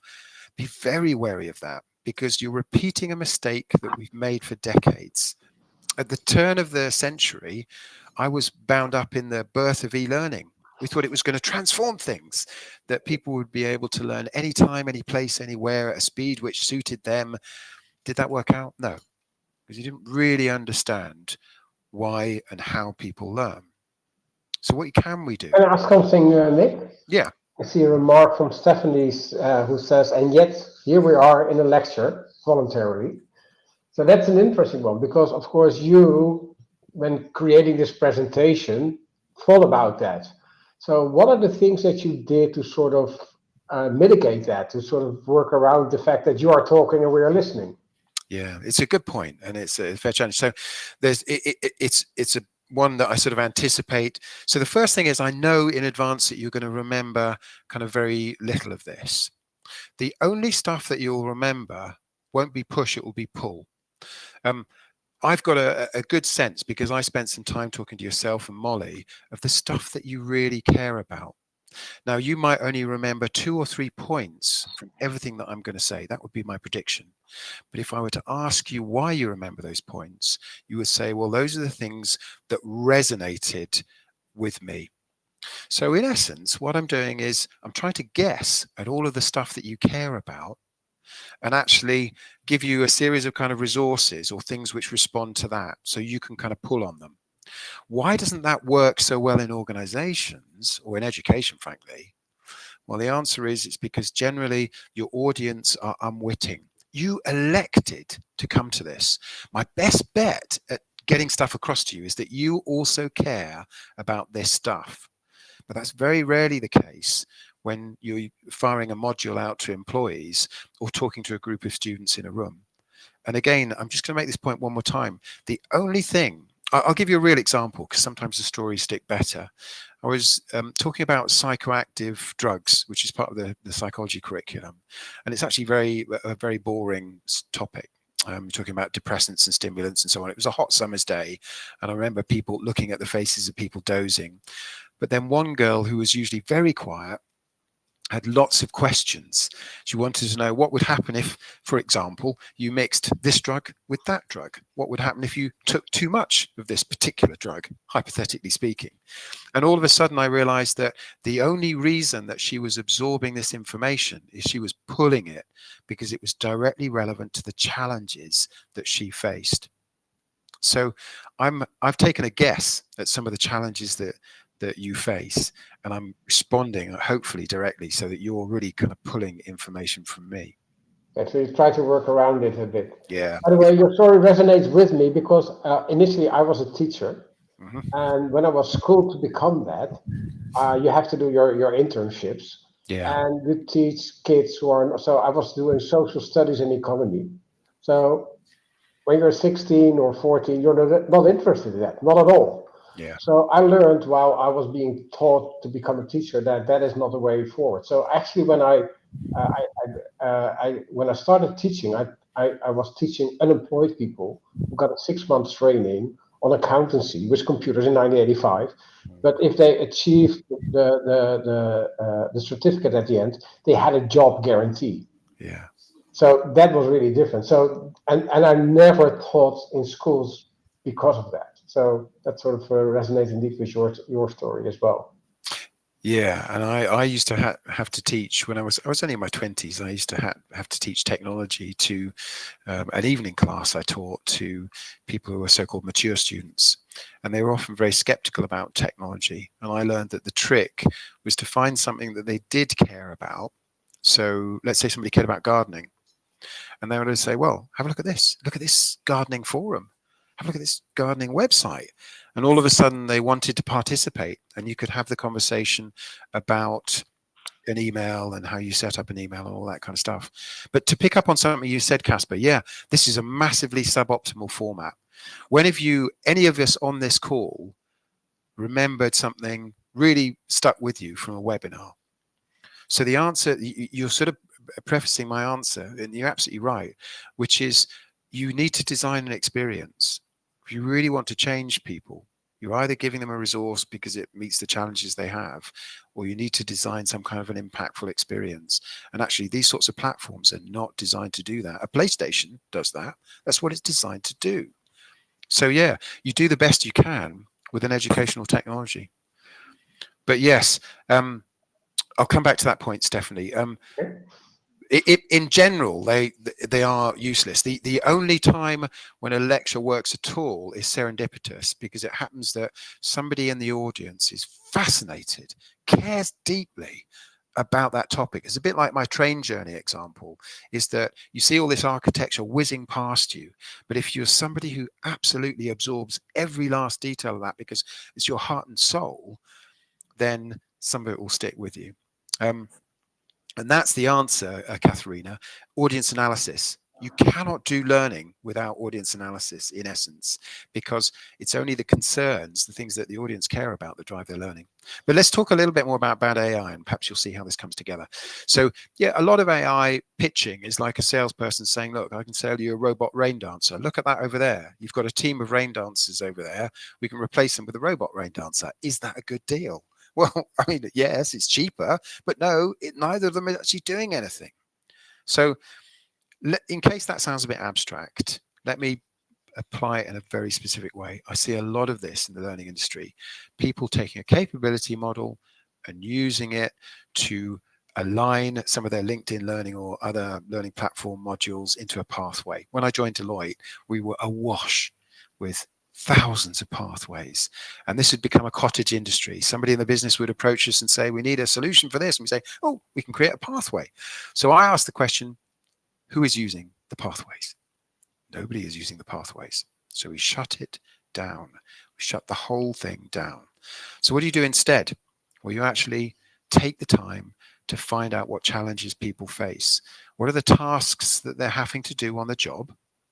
So a task is a very specific thing. This is why people get muddled about capability and skills.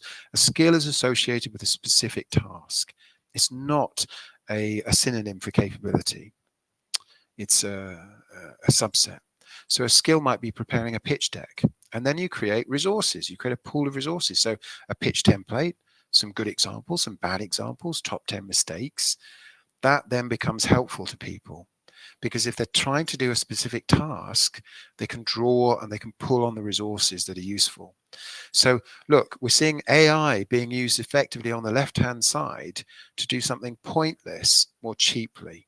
Whereas really, we should be using data. I listened to the last speaker talking about internal data, and that absolutely is an application, because all of the things that people really need to know is all of the stuff they can't get on Google. So feed it the emails, feed it all the internal knowledge, and train it on the stuff that people really need help with in your organization that they can't Google.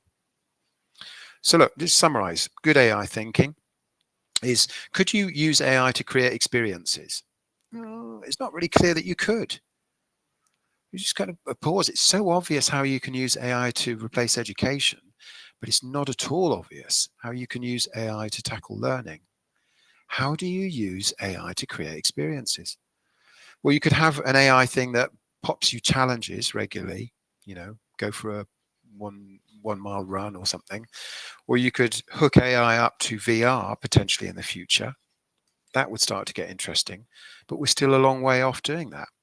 How does AI replace Disneyland? It's another way to kind of frame that question. But what you can do, the obvious opportunity for AI is in resources, the performance support space. You can use AI very effectively to help people with the problems they face. So I want to show you actually how this looks. This is a prototype we created, I don't know, it might be 7 years ago, predated ChatGPT. It was somebody in my team, Nadia Parkinson, who did this work for me. But if Molly, you can help, it would be good. This is a prototype we built just to show how you could use. So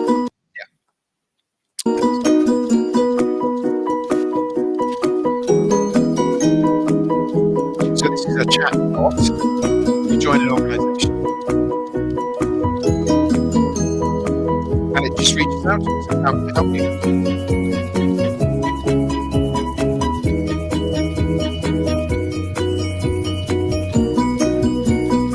And then it points you at resources. Sorry for the blinking plonky music. Just here's something helpful, not courses, just useful stuff, simple advice, steps you can follow, stuff you can print off and download.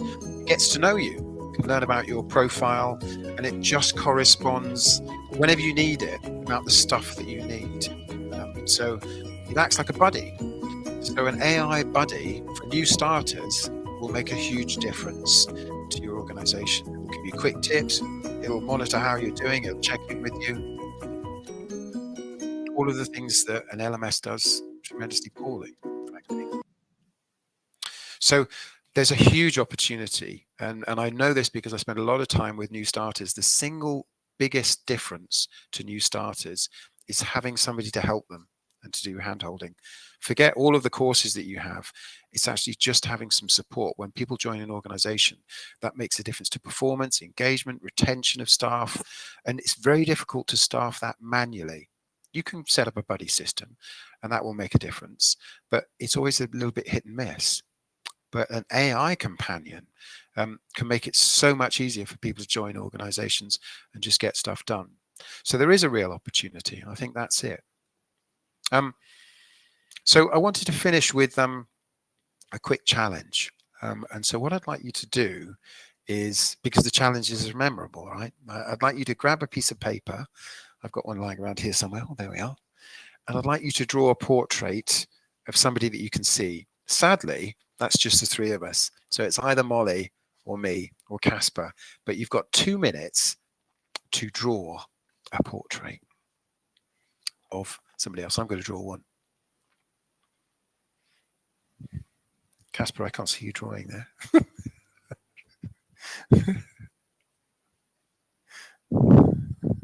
People always start with the hair.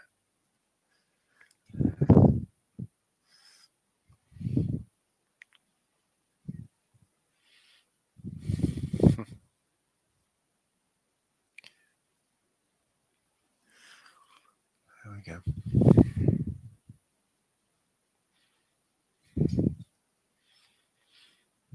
I hope you're doing the same thing. There should be 189 people all drawing portraits, scribbling furiously.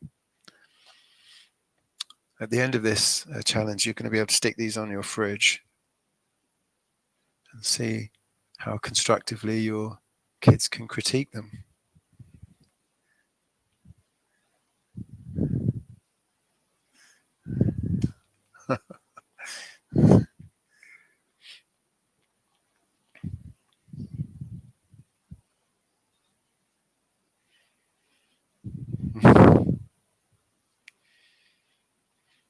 Yeah, almost up. Time's almost up. 30 seconds.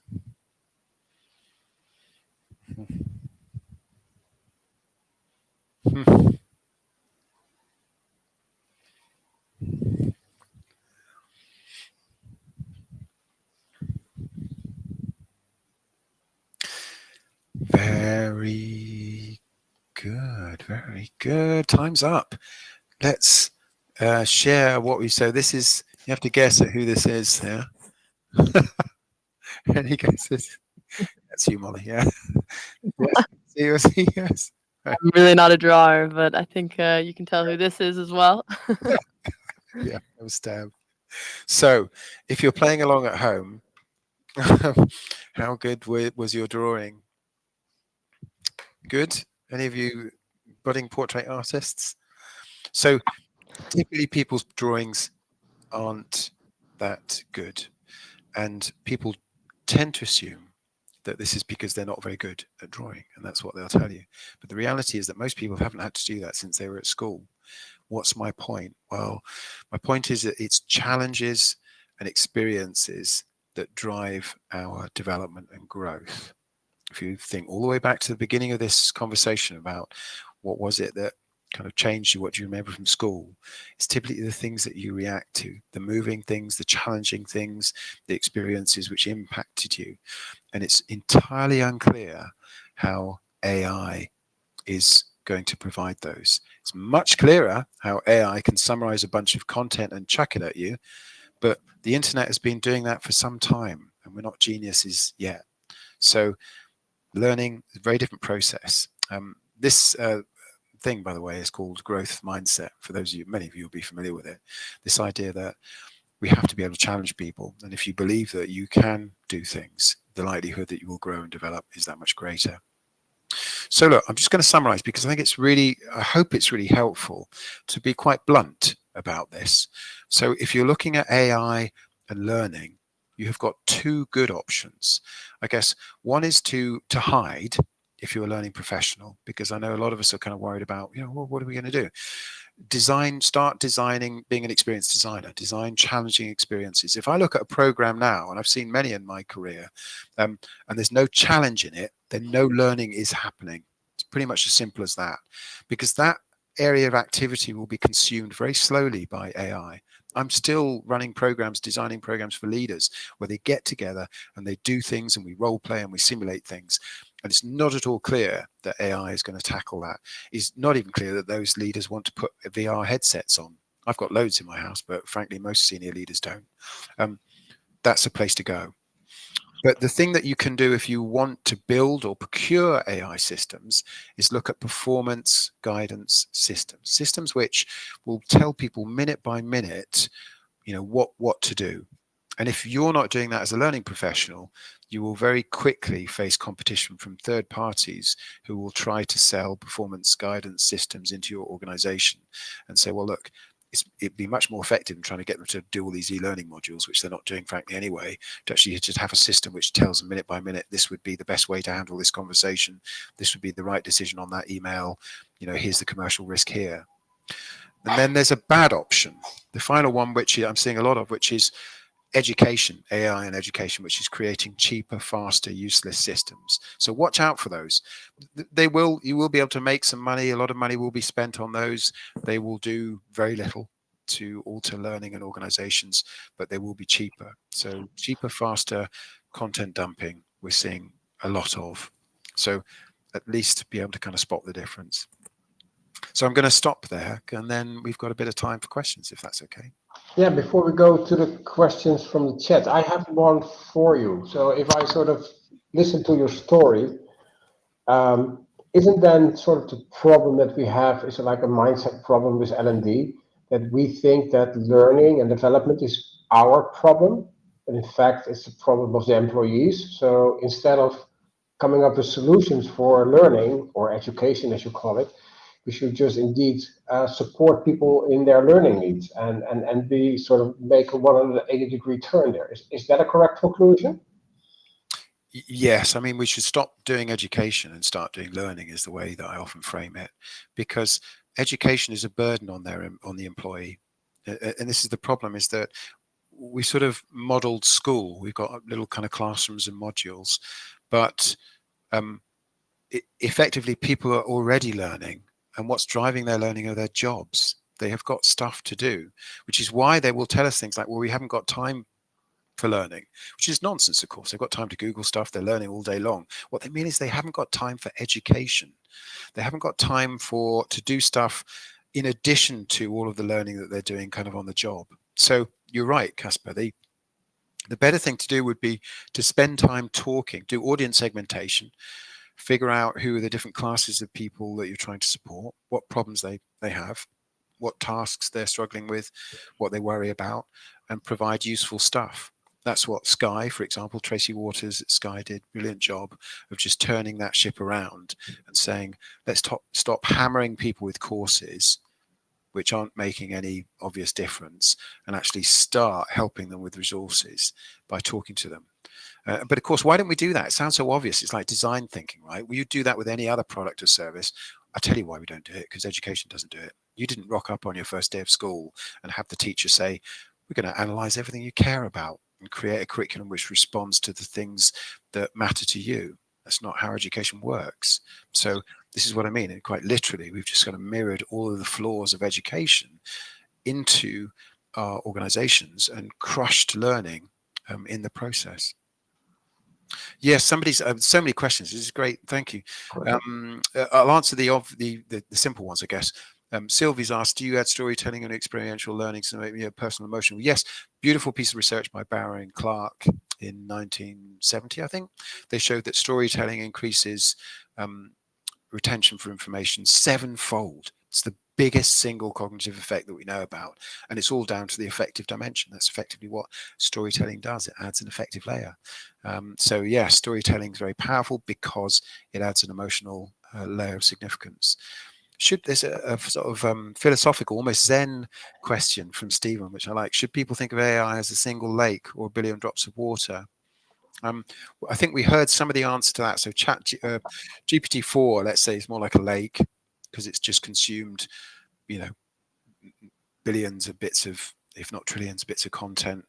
But actually, if you're thinking about organizational applications, you're probably better off having a local instance and training it on organizational data if you want to sidestep the copyright issues and get kind of better responses that are more useful for people in that organization. I'll give you an example. I'm working on a project where we're trying to create guidance for leaders working in an aircraft-related organization. Now, you can go into ChatGPT and say, what guidance would you give? And it will just give you generic kind of nonsense that wouldn't really be useful to anyone, because what you really need to know are what are the specific standards, values, requirements in that organization. So I think that's why quite often the drop of water is a better model. There's an interesting question about from Ian. Our leaders and sector experts don't want to challenge the learner. They just want ineffective lectures that are easy and quick to produce, and AI is making that even quicker and so tempting to them. So what's a good way you found to persuade the leaders to go in a different direction? At least two different ways. It depends. One is what I call strategic exemplification. We shouldn't villainize our clients. Internally, we're there to serve the business. The reason the business comes to us with these requirements for, can you just do another classroom, is they don't know we can do anything else because we've never shown them anything better than that. So one thing we did at Deloitte, we did at BP very successfully, is just show, like the BP new starter portal. And once people can see that there's something that's radically better than churning out more classrooms or e-learning modules, they will jump at it. I promise you, people queuing up at the door to do that sort of a thing. The other thing that you can do is, so I have developed a human-centered design model called 5DI. Some people on the call will be familiar with it. But the very first thing you do when a client approaches you and says, we need a course, is challenge them slightly and say, do you? Because look, we're all here to spend our organization's money wisely, and you may need a course, but can we just have a conversation about the outcomes, the measurable, the business outcomes you would like first in pursuit of spending money wisely? So typically your stakeholders will then say, oh, okay, we would like this to change, this to change, people to do this differently, people to feel more welcome, for example. And then you can go and figure out a solution which actually more directly addresses those needs. That in other words, you're tacitly challenging the assumption that the course is always the best way to achieve a desired result by saying, well, question that really gets asked. Usually it's just like, what content goes in the course, which is the educational transaction that we need to kind of avoid. Yeah, I see a question that is connected to that. So do you have examples of L&D AI tools that are worth their money? Well, L&D AI tools, blimey. I think that I use, well, to speak honestly, I guess, I use a number of AI tools that help me to create resources. So, for example, I use Midjourney because I often create pitches or resources that need imagery. And rather than kind of hunting around for kind of stock imagery and navigating all of the different complex licensing issues, I find that fantastically useful. In terms of copywriting, GPT-4 gives you, I think, mixed kind of results. I think it can give you a first rough draft of something, but as I say, quite often there's very little value in it if it doesn't address the specific needs of users. I think that it would be good to see more L&D AI tools that are used, for example, crawling organizational data. Probably the biggest potential, I think, is just plugging AI into emails, because all of a sudden then you know everything that people are struggling with and everything that people know about the solutions to those problems. And so I think that that's a rather kind of unexploited kind of opportunity. But at the moment, now I'm seeing very few AI tools that I would consider to be genuinely learning AI tools. Most of them, almost all of them, I think, are just education AI tools. Okay, thank you. I think we have room for one more question, and then I'm afraid the time is up. Anyone that catches your eye, Nick? Midjourney. I'm just scanning through the questions. Ethical privacy concerns with internal data, not really, because as I said on the previous speaker's chat, all of your emails are owned by your company. That's in your terms of employment typically. So again, it's a massive unexploited resource. Huge amounts of data that capture organizational knowledge. The biggest problem that one of the biggest problems you've got, very briefly, is that you might think that you feed standard operating procedures into AI and AI can then tell people how to do things or do them. That's not true, because the culture of an organization lies beneath that. A lot of it's tacit knowledge. Where is that to be found? Well, actually, emails are probably the best source that you've got. So emails contain a lot of the tacit knowledge that you would need to construct a genuinely helpful, rather than just a silly kind of HR bot that just spits out, summarized versions of policies that frankly nobody's following, anyway. Yes. Any other Copilot? Yes. Yeah. Yes. Learning ROI, very important question. You won't get anywhere near a learning ROI unless you've done something like a define and said to your stakeholders, how should people be thinking and feeling and doing things differently? I'll give you a real example, because I do this many times. On an induction program, if you ask business leaders what the output of an induction program is, typically they'll say they want people to feel welcome, excited, valued. And then it's very easy to say, well, how would we measure that? And secondly, if we want them to feel welcome and excited and valued, should we be sitting them in a classroom for 3 days at a stretch and showing them compliance modules? Well, no, maybe we would achieve that differently. So learning ROI really important, but you need to ask the right question at the beginning of a project to have a hope of arriving at that. Okay. So I think that time is up, I'm afraid. So thank you very much, Nick. So at least I loved it. So hopefully that also goes for the rest of us. So thank you for being part of this. Yeah, thank you, Nick. Thanks. I hope it's given you some food for thought. You may not agree with everything, but the conversation only starts when somebody says, I disagree. True. Correct.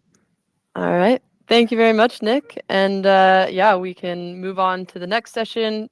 Before we start that, Kasper, I think you wanted a quick announcement on your end? Yes, so I'm very happy and proud to announce that together with my colleague Vaidehi Bamidi, I wrote a book on employee generated learning, which is sort of the idea behind Easy Generator. It does connect to the story of Nick in a couple of ways because it's about employees sharing their knowledge, their insights. So creating really practical information for other people to work with or learn from. And what we did basically is go over the whole history of the last 10 years, what's there. So we started out with improving content creation by having SMEs be part of that, doing it faster, making it more maintainable. We also found out that you can address a lot of things that are now not covered by L&D. And in the book, we go back a bit further. So we look at the theoretical foundations. We look at, there's a lot of practical information. So a lot of use cases from customers. There are a couple of chapters that are sort of on how to implement employee generated learning. There's a chapter on how to mitigate objections and things like that. There's a chapter on processes and tooling, which is also what we will be talking about in the next session. But also a sort of future outlook. So what does AI mean, for example, for employee-generated learning, and where does it move? So I just want to make the announcement that the book it has been written. It's in production as we speak, and it will be available early next year. Yeah, perfect. Well, with that, then, yeah, we can bring Nelson and Louise on stage for our next session. So we'll just give Nelson a moment to join, and then we can get started. Perfect. Hello, can you guys hear us? Yes. Perfect. All right. Well, then I will hand it over back to you, Kasper, to introduce Louise and Nelson. So I have to sort of switch my mindset from going from a listening mode to presenting mode. So yeah, so I'm really happy with this next call, and also having both of you in the call here. So we want to talk about the impact of AI on learning technology. So learning management system, learning experience platform, authoring tools, whatever. So in order to do that, we have Nelson on the show, Nelson Sivalingam. Do I pronounce it correctly, Nelson? I never pronounced your last name before. Close, Sivalingam. Sivalingam, okay. Nelson Sivalingam, now I know. So Nelson is the CEO of How Now, which is, I think, one of the learning environments that I really like, because it's a mix of an LMS and LXP. It has search, it has a lot of interesting features, uses AI, for example, to scrape the web, to get profiles on skill sets and stuff like that. So I think a forward-thinking leader in my mind. So so we want to sort of pick your brain on that, Nelson. I will also be participating in this discussion from my role as being the co-founder of Easy Generator and being responsible for like the future direction of the tool. So that is about authoring and learning as well. So and in order to sort of guide us in the right direction, we invited Louise Puddifoot for this call. And Louise is somebody that we work with already for a longer period.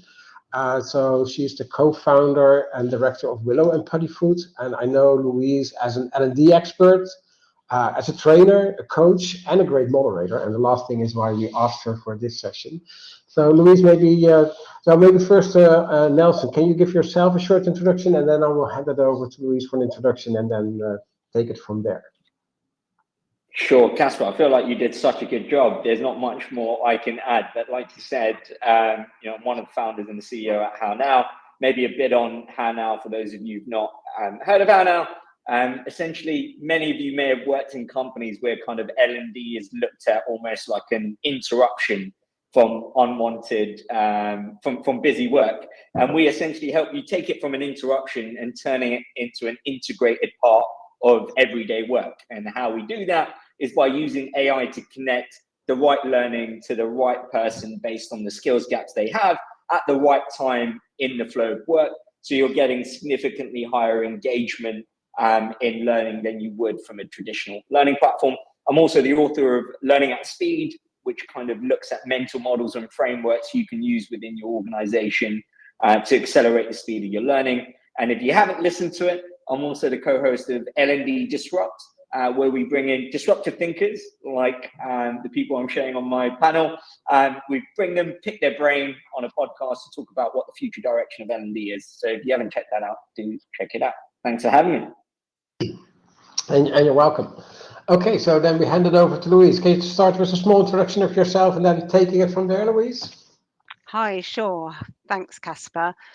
So my background, probably like lots of the people in the audience today, is working in learning development in corporate. I led various functions in learning and development in corporate over my career. For the last 5 years or so, I've run a training company called Louise Puddifoot, and we provide management and leadership development, personal effectiveness, well-being training and coaching and things like that, and really interested in the whole AI journey and how we capitalize on that and use that in the learning that we do. So really excited to get to pick the brains of Nelson and Kasper today and learn a lot from them. So if we start with the big picture, Nelson and Kasper, how about we start by hearing from you on what you think the impact of AI is on corporate learning generally, kind of now, year into the future, 3 years into the future, what are you seeing? Let's start with you, Nelson. Well, I think the immediate impact we're seeing right now is probably an explosion of mediocre content, right? Because what generative AI has done is basically reduce the friction for us to be able to create content. And that doesn't mean the fundamentals have gone anywhere, right? There's still a question around, is there a problem we're trying to solve?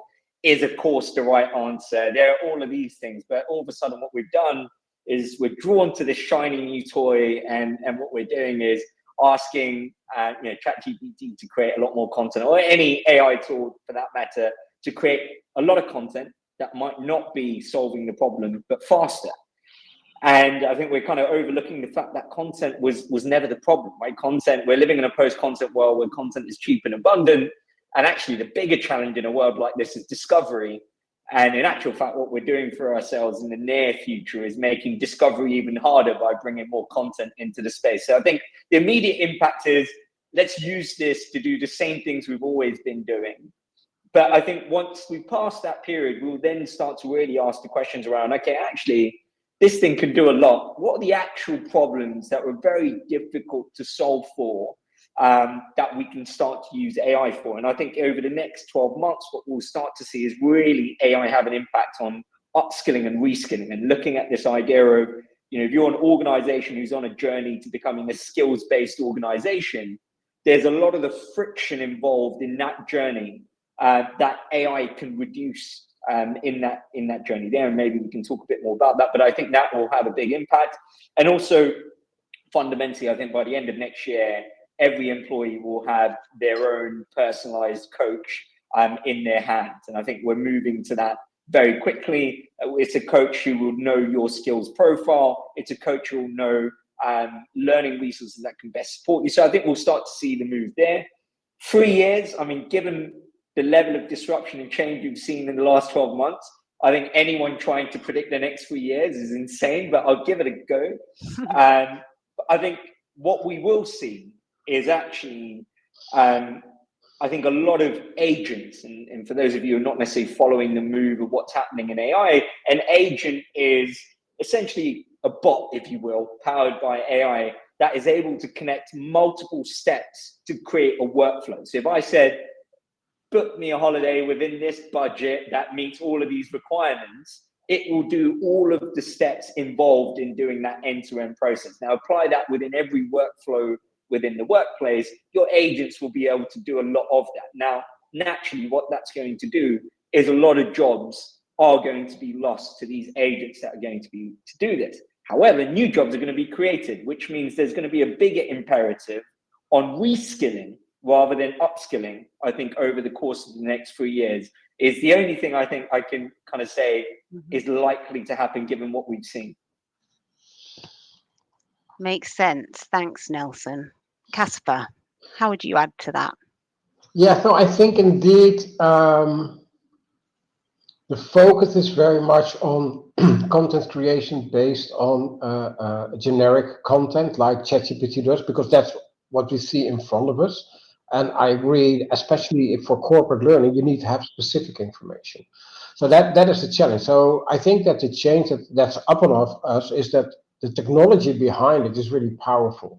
So it can do a lot of stuff, and it's not only like course creation, but I thought passing by in the chat in the previous session. So uh, there is what's the name of the tool from Josh Bersin created what's it, Galileo it's called. Yeah, so what he did basically, he uploaded his whole archive of content into an AI engine. So it now has a lot of L&D knowledge, so you can start asking questions. That at least solves a couple of the problems we have with the lousy content, because it's actually actionable content. It's content you can ask. So it is you in terms of Nick, it's information that you can pull from it, but also information you can trust, and you can actually see the sources. So I think that on the short term, we're going to sort of solve the problems we have with the generic content from ChatGPT and make it more worthwhile. So I think that's what's happening over the next 12 months or so. And I agree with Nelson that the longer future is all about skills. So I really think that it would be that the whole of AI, if you would have that specific information at your fingertips, then indeed it will change corporate learning. And it needs to be information that you can use in the flow of work, that you can use. The actual learning, proper learning will change your behavior. So it either teach you new behavior or new skills, or it will change something that you did before in a different way. So I think that we need to go there, but that's also like the harder thing, especially when you want to learn online. That is harder, and I think and that's the beauty of it. I think it will push it back to a blended model, where now a lot of corporates are sort of relying on online methods. I think that basically you have to go back. So in the medieval ages, we had like the apprentice master model, where you had a master teaching you. And I think that online learning can help you do a lot of things and can help you learn, but you actually need somebody in your job as a mentor, as a coach, as a master, to help you apply that and become better at it. So I think we go back to sort of a blended model, maybe even, but really much skill based. Excellent. That's interesting. Thank you. So we're going to kind of move from mediocre generic content to more specific and useful content. We're going to need to think about reskilling as jobs evolve, and we're going to have more of a need for that actual human interaction in the blended content as we kind of take learning to the next level, making the most of the AI tools properly. Great. Thank you. So if we take it down a level now and think about the own tools that you're responsible for, Kasper, you're obviously responsible for Easy Generator, an e-learning tool. Nelson, How Now, an LXP tool. Let's hear from you in terms of your own tools. What impact has the launch of AI, and I'm sure ChatGPT a year ago in particular, had on your own tool? Let's start with you this time, Kasper. Yeah, I think the impact will be huge. So I think that we are already using AI as to help people create better content, faster content. So especially for Easy Generator, that is a big thing, because with these generators, subject experts are creating learning content. So they don't have an educational background. And with AI, but also you have to add didactical knowledge to the equation as well. You can actually help them do a better job. You can actually build sort of like an instruction designer into the tool that helps a subject expert to do a better job. Content generation could be another thing. If you have a specific database like Josh Bersin is doing, that could be interesting, but then probably more in direction of performance support. And I think that is for Easy Generator something that we are actually already experimenting with. So how can we use that information? And I know that both Nelson and I use the word corporate brain in our talks and our books every now and then. But if you would actually have an AI database with all the knowledge and all the experience of your company, it would not, it could serve a couple of purposes. So one would be just knowledge retention, so that knowledge doesn't go away if people leave your company. The other one would be potentially course generation, but in my mind, it would be like a draft course for somebody to finish off. And the other thing, of course, is performance support. So embed learning into the flow of work in a different way and a different way. So I think those things are happening as we speak, and I think that is like also what will impact our tool. Yeah, great. Thank you, Kasper. And I know the tool has had a lot of AI built into it already, hasn't it? That's been very successful. Yeah, we will show that, by the way, in the next session when we talk about really? AI. Great. Yeah. Cool. Nelson, how has it impacted How Now? I think you're on mute, Nelson. Yeah.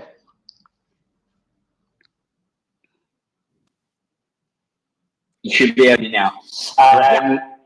So, what we help companies do is, in essence, what I've seen in the chat, someone flagged, and Kasper mentioned it around how Josh Bersin has introduced Galileo based on the kind of knowledge and learning that they've captured. Now, imagine being able to create a tool like that based on your organizational knowledge, right? Every internal expert, all of the knowledge and learning resources you have to be able to ask questions and be able to interact with that. That's in essence what we've used AI to create for organizations. But where we see looking forward, the impact is going to be in a couple of things. I think the side effect of the explosion of kind of generative AI and ChatGPT is we're all getting very used to interacting with technology using natural language. And we're getting very used to the chat interaction with all of the tools and tech stack that we use. And I think we're going to start to see this disrupt every tech that we use within the workplace, where you're looking at either a chat first or something similar to that allows us to use natural language, not just from a discovery perspective of answering questions around what do I need to be learning to build skill X, but also to get actions done, right? It might be a case of create a learning pathway for me that's going to help me go from a skill 3 to skill 4 in leadership, for example. And I think everything we want to get done, we're going to expect to do it from asking in natural language. And I think that's going to be a significant side effect in How Now, but also other tools across HR tech and beyond. The other one is, one of the things we've always been very clear about is to take a integration-led approach. You're never really going to get one tool that does everything really well. And so our approach has always been to take a more Lego block approach, where you want to be that central Lego block, but you want to get the best of breed for every part of the problem that you want to solve and build what you want with the Lego blocks you've got, rather than trying to carve what you need out of a monolithic rock. And the benefit of that is you get data from across the organization. Now, the shift that we're seeing with generative AI is we can now, in parallel, combine multiple data points. Like, imagine I can take data from your performance management system. I could take data from your CRM based on your sales performance. I can take data from who's been sending messages out of hours on Slack and email, so I can see who are the people who are overworking or burning out. I can then combine all 3 of those data points to create and segment a target audience and create a tailored learning experience for that target audience. You could do all of that with very, very minimal effort because AI is doing the heavy lifting. And that's where we're heading to. We already have integrations with all of these different systems across your organizational ecosystem. Now it's looking at how can we use these data points to make it easier to connect people with the right learning at the right time. So yeah, we're excited for what it opens up, because I think it creates use cases that we weren't able to serve before that we can now with the advancement we've seen. Yeah, it's amazing. Exciting future. So in a moment, we're going to share a survey with the audience where we want to ask you which topics you would like to pick the brains of Nelson and Kasper on next. So actually, we've taken these topics from the Global Sentiment Survey for Learning and Development that's run by Donald Taylor every year. And these are some of the key topics that are hot in L&D right now. Obviously AI is hot, which is why we're here talking about AI over the course of today and tomorrow. And other topics which were also hot in the survey were content creation, as Kasper has already spoken about a little, and performance support and LXPs that Nelson has spoken about a little as well. So we can also, whilst people are answering, take a moment, if you like, to talk a little bit more about any impact you expect on content creation, Kasper, more generally. Oh, sorry, I was looking at You're looking at the survey results. survey. But can you repeat the Is question? there anything you'd like to add on the impact of AI on content creation more generally? So, yeah, I think that, as also Nick pointed out, there are already a couple of areas where AI is sort of already replacing content. And it's not always the best, but that's also maybe sometimes the case if humans create content. But I think that if you look at generic content creation, so if you talk about a lot of marketing information, stuff like that, I think AI can already do a good job. And I think in my mind that is a good thing, because if you think about it, I think that having generic courses created by people in your organization is not the most effective way of learning. So you can buy that stuff or have it generated by AI. So I think that is really interesting, that on a short notice, people are sort of becoming aware, wait a minute, are we doing the right things? And maybe not even that AI is taking over from them, but at least it gives us an example that that information is very cheap and readily available. So maybe you should focus on different topics if you talk about learning in a corporate environment. Yeah, great. And I guess once people have those databases built of their own specific content for that organization, then we'll be able to use AI to create that specific content as well, and use it for company-specific content creation, right? And then it becomes indeed more interesting. And then the question is, how will that database and the SMEs collaborate? Because in my mind, even then, AI still is a supportive technology that can create like maybe a draft course or draft resource. But I think it's really important that there's like somebody curating that to see is it the right information and is it useful. You're absolutely. It's a really powerful assistant, isn't it, to use the AI, but there's still a need to kind of ice the cake at the end and make sure that it works well and delivers what's needed. Correct. Thank you. So I think we've got most of the responses to the survey. Nelson, was there anything you wanted to add before we go to that in terms of the impact of AI on performance support? I know we've talked about natural language, people be expecting to use natural language, and the integration of systems. Yeah, I guess the only thing to add to it is, we often say internally that the best kind of search is no search, right? If your technology is really clever, then really we should be able to look at this data and predict what you're going to need. And I think if we extrapolate that, then really what learning is about behavior change. And what has been scientifically proven is nudges, the right kind of nudges delivered at the right time, are very effective at driving behavior change. And I think from a performance support perspective, that's what AI will allow us to do, is precisely give you exactly what you need to keep nudging you in the direction of that behavior change, and almost implement a feedback loop to see whether, all right, that first dose I gave you, has that driven the right behavior change? And maybe it will look at your productivity systems and performance data to see, are we moving in the right direction? And wait to see that data before it nudges you again with the right. So, right now we talk about, I know micro-learning is on the list of topics there, but we typically, when we refer to micro-learning, we go, it's not a big course, it's a small course. But I think what we're going to be looking at moving forward is more, I think, in the term of nudges, right? And that nudge could be anything from a chat with an internal mentor all the way to a blog that's worth you reading before you jump on that call as a first-time manager. And it's delivering that at the right time. And I think that's what we're going to see the big shift with, is AI being able to use your performance data to deliver tailored nudges to drive that behavior change. Amazing. Yeah, it's really interesting thinking about the kind of micro level that's going down to, isn't it, of those nudges. And I think We've been talking also about personalization in the L&D industry for some years now, but this is really taking personalization right down to that very personal level and adapting it constantly over time as well. Yeah. Amazing. So looking at the results of the poll, gosh, it's close. We'll have to see if we can cover as many topics as we can of these in the next 15 minutes that we've got available. But the one with the highest number of votes is collaborative and social learning. So let's start with that. What will the impact of AI be, or is it now, on collaborative and social learning? You want to take it Do you want to first, start? Nelson? Go on.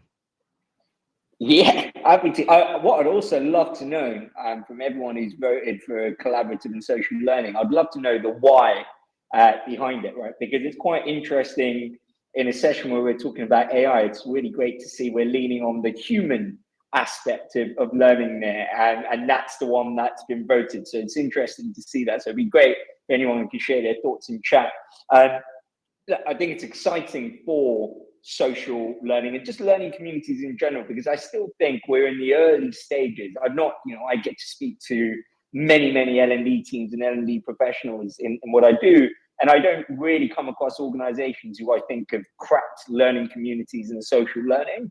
And I think a lot of the hard work involved in that, again, AI can help with. But to play out a few interesting use cases of how AI can be applied, imagine you've got like a discussion forum, with comments and people asking questions.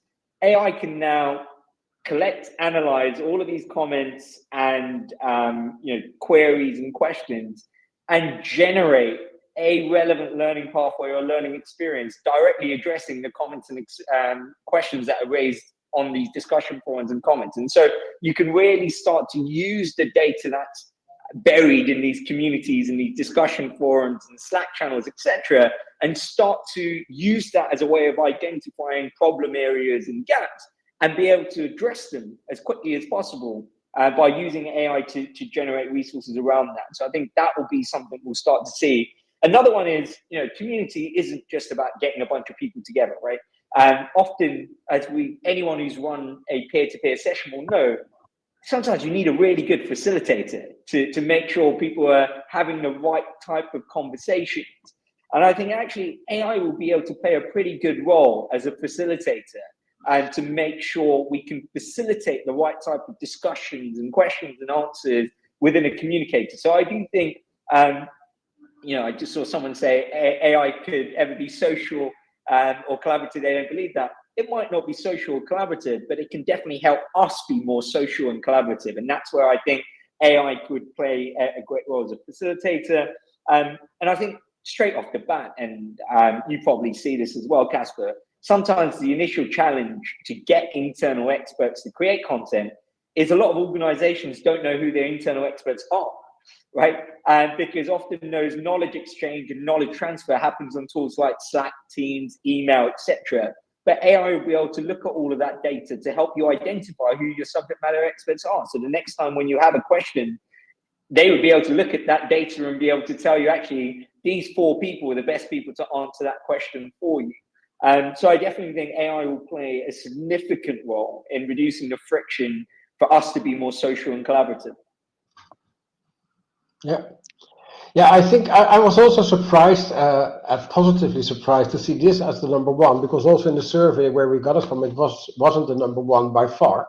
So it's interesting indeed that it's a human aspect. But I think that indeed, and along the lines of what Nelson said, so if I look more at the Easy Generator side where we create learning content and performance support content, then collaboration is crucial. So I experienced it firsthand. So I just announced that I wrote a book together with Friday, and I'm 100% certain that just me by myself haven't been able to write a book like that. And the same goes for her. But together we were able to do that, because if you bring that together, one-on-one is really more than two. And I think that is one of the key things of AI that can actually bring people together. So if you talk about authoring in Easy Generator, for example, if I type in a title for a course that I want to create, it could actually sort of check out and say, wait a minute, Nelson's also creating a course on the same content, so maybe you should work together, or that course is already there, or so it can bring experts together, and with that, I think you get less content, but content of a higher quality. So I think that is one of the very, very simple things. Bringing people together, but also I think that in the end, and how that plays out, I don't know exactly, but also on the learner side, on the worker side, if people are able to share their experiences. And so what happens now, that happens, people are sharing experiences, but it's very much one-on-one. So if I have a conversation with Nelson or with you, Louise, and you ask me a question, I give you an answer, you might learn from that, and the other way around. It's a one-on-one thing. So we use, for example, in Easy Generator, we use Slack a lot. And we are like now 200 people around that, but we're like globally scattered. So we have offices in the Netherlands, in Ukraine, in Dubai, in Colombia, and we have a lot of people working from home. So people are all around, so you need to collaborate. So Slack is like a crucial thing for us to work together. But it is where there is also where things come together. But always, if people ask questions on Slack, or most of the time, it's within a small group or it's one-on-one. And if you can actually, with AI, get that information out and make it available to the others. So if I answer a question to somebody, that answer also becomes available for the rest of us. I think those are the things that which is really powerful. And AI will enable things like that. Thank you. That's interesting. So AI is kind of enabling the whole process end to end. And I must admit, I hadn't particularly thought about the beginning bit where AI is helping us identify the subject matter experts in the beginning, and helping us recognize if we need to bring someone else into some content creation. So that's a really interesting way to think about it as well. But then it's bringing the right people in, then it's helping us actually facilitate the discussion, and then it might be sharing the outcome of that discussion with everyone else around. So the whole process. An interesting thing is, in all three elements that we're now describing, AI is not creating content. AI is actually bringing people together, facilitating learning, and things like that. So this is a really interesting conclusion. Yeah, it's a really interesting use case, isn't it? That it's not necessarily the first one that comes to mind when we think about AI. Correct. Great, thank you. Right, I'm going to move on. Go on, Kasper. Yeah, because what I see happening is that with AI, a lot of different industries are sort of moving in the same direction. So if you look at knowledge creation, if you look at tools that help you search the knowledge in your company, if your knowledge management tools, with AI, they all sort of are driven in the same direction of creating a central database which you can use for all kind of purposes. So that's really interesting. And the same thing is sort of happening also with that learning experience. So I think that it's really interesting that things are sort of merging together because of AI, and maybe it points us in the direction we should have gone in the first place. But it's really interesting. So I don't know where this will take us, but I think I see that there's a lot of movement in different markets, and sort of people are sort of finding new ways. So interesting to see where that will be going. And one of the things that I also think is also from a theoretical point of view, things like community of practice. I think those are things that always were sort of for a part lacking practicality, because if you are dispersed like we are with Easy Generator, it's very hard to do that. The online version of it. I think with AI, you actually can use the benefits of those kind of approach in combination to innovation, content creation, but also learning. Yeah, it's interesting. It's going to make us more collaborative and more social. Hopefully. Yeah, the potential's there anyway. That's good. Okay, next topic. It was a tie, but we now have a winner at number 2 for micro-learning. So we're going to go to micro-learning. I know we talked a little bit about nudges already, and I know Nick Shackleton-Jones in the previous session was talking about resources, not courses. What else do you think is going to be the impact of AI on micro-learning? I don't think. Go on. I was going to say. I was just going to say, Kasper, because I think micro-learning, I've always had a issue with this idea that, shorter content is better content. Is in essence, when we're saying the trend and move to micro-learning, and I'm not too sure that's true, especially when we're talking about Kasper's upcoming book, and we're talking about, we're more than happy to sit there and read a long-form content like a book instead of reading a blog or watching a 5-minute video. And I think it really does come down to what the need is, and is this the relevant learning experience for that need? And so I almost feel like micro learning was, I often say there are real trends and then there are real trends, right? Like, to give you an example, like the metaverse was a real trend, right? There's a lot of hype, a lot of money, a lot of propaganda around it. Not to say it will never have its moment, but it definitely didn't have its moment when everyone was talking about it over the last 24 months. And I think micro learning, for me at least, is that kind of trend where it was in a shift where a lot of the e-learning that was out there was basically, gazillion hours long. And we thought the counter to that was, oh, you know what, let's just turn gazillion hours into thousands of 5-minute segments that people need to watch. And actually, that's not we're not solving the problem, right? Because it might be fit for some cases, but in other cases, it might not be the right delivery format. So AI's impact is hopefully making us realize that we shouldn't just be like micro learning is the way or whatever. It will definitely make it easier, because AI is going to make content creation easier. So it will make the creation and delivery of micro learning a lot easier, like it would for everything else. But I think we need to step back and ask ourselves, why are we so obsessed with micro learning and the length of content? Yeah, good point.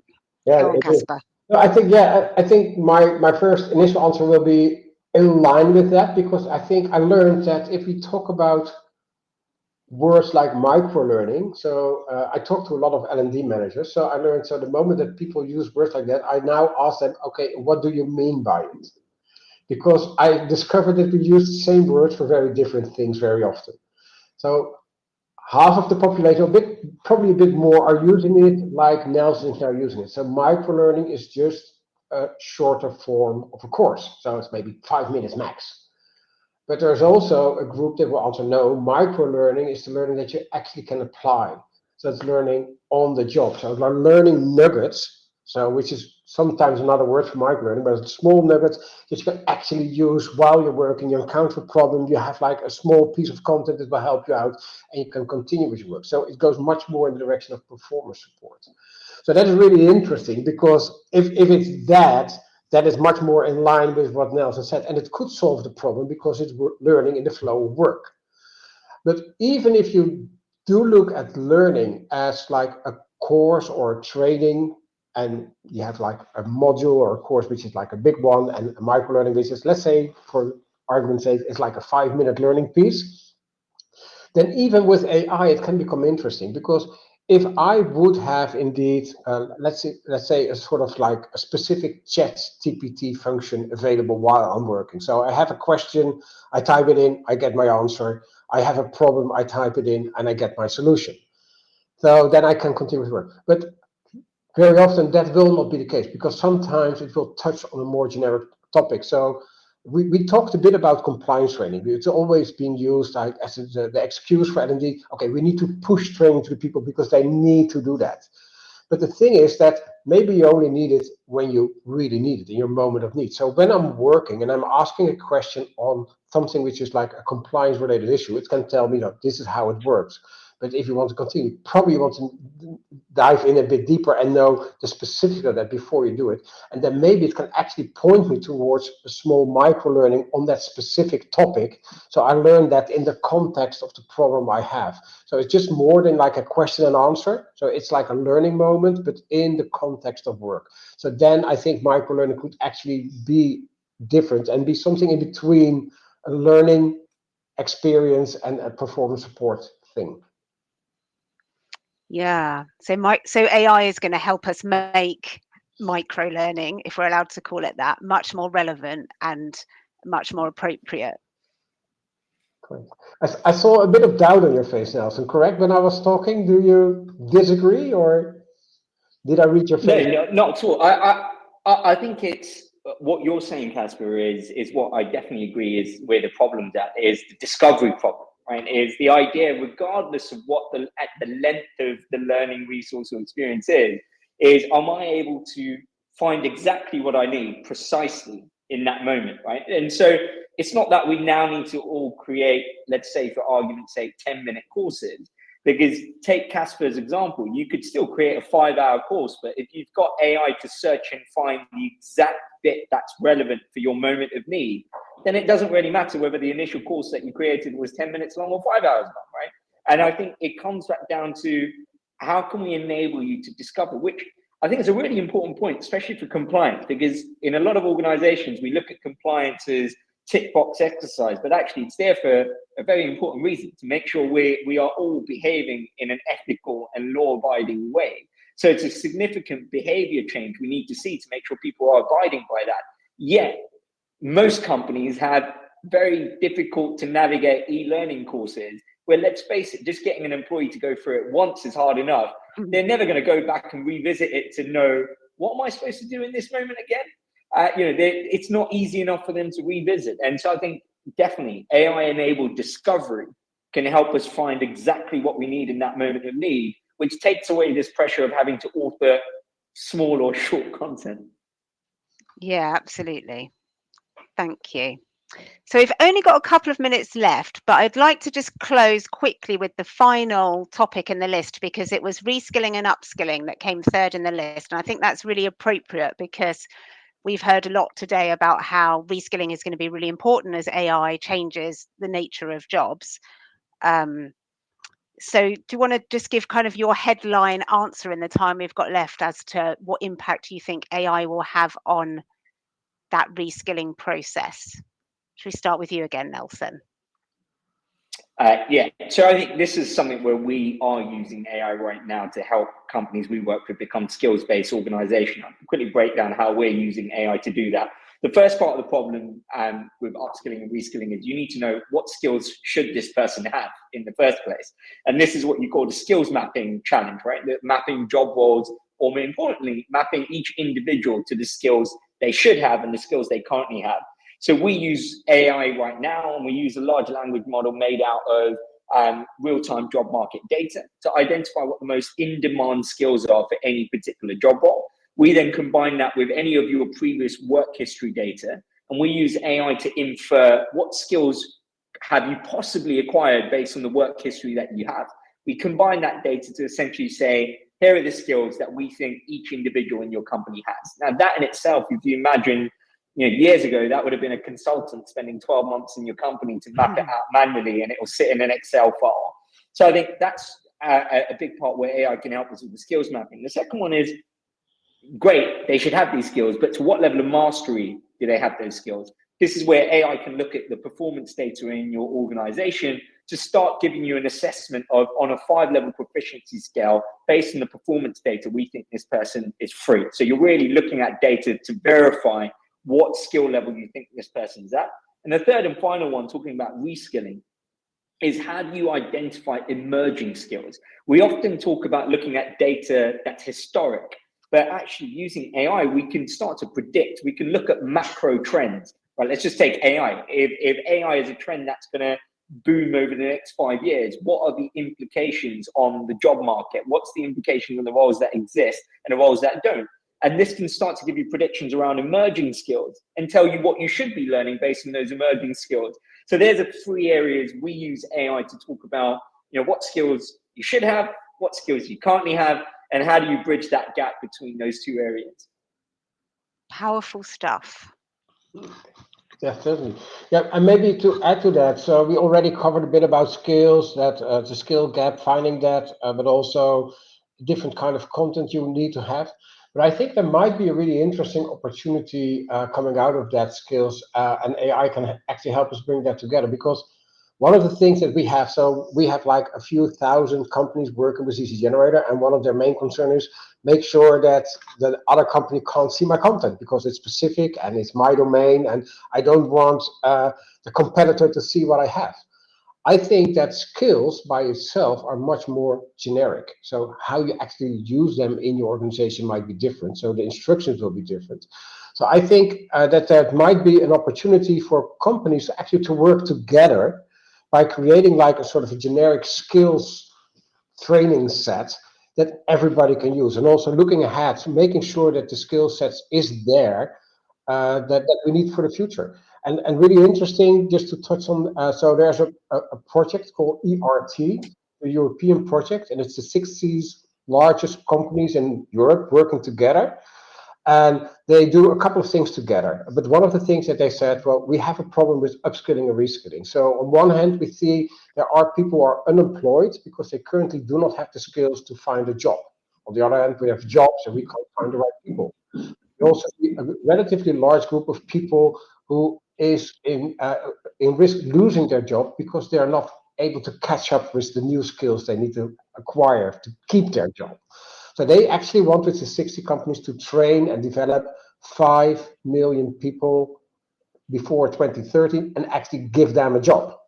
But it's really interesting because you see companies working together and learning, sharing information, sharing experience, looking ahead. And I think if you could do that, and I think AI can actually facilitate that, and AI can make that possible. So I think could be really cool to look at things like that and maybe, well, make the world a bit of better place by sort of people collaborating on things like that. And instead of protecting everything they have, sort of sharing more. And you see it happening in the educational world more and more, that universities work together on programs. It would be great if we could have like a universal skill program to actually train people, and that we maintain that with everybody, and everybody can actually use that. That would be amazing. Thank you, Kasper. So I know we're at time, so I want to say thanks very much to Nelson and Kasper for sharing their insights and expertise with us today. And I'll hand back to you, Molly. Yeah, perfect. Thank you again, Nelson, Louise, and of course, Kasper. So yeah, we're on to the... Yeah, thank you a lot for that. So yeah, we're on to the final session. So I will invite our final two speakers onto the stage.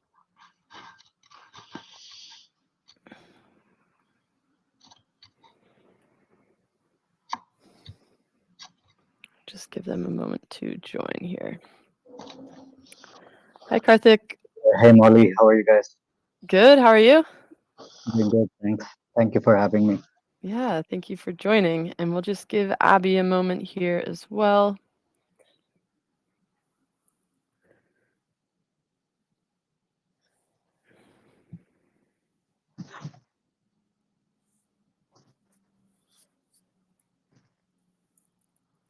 is Abby already in the lobby, or? She is, yes. I've just invited her.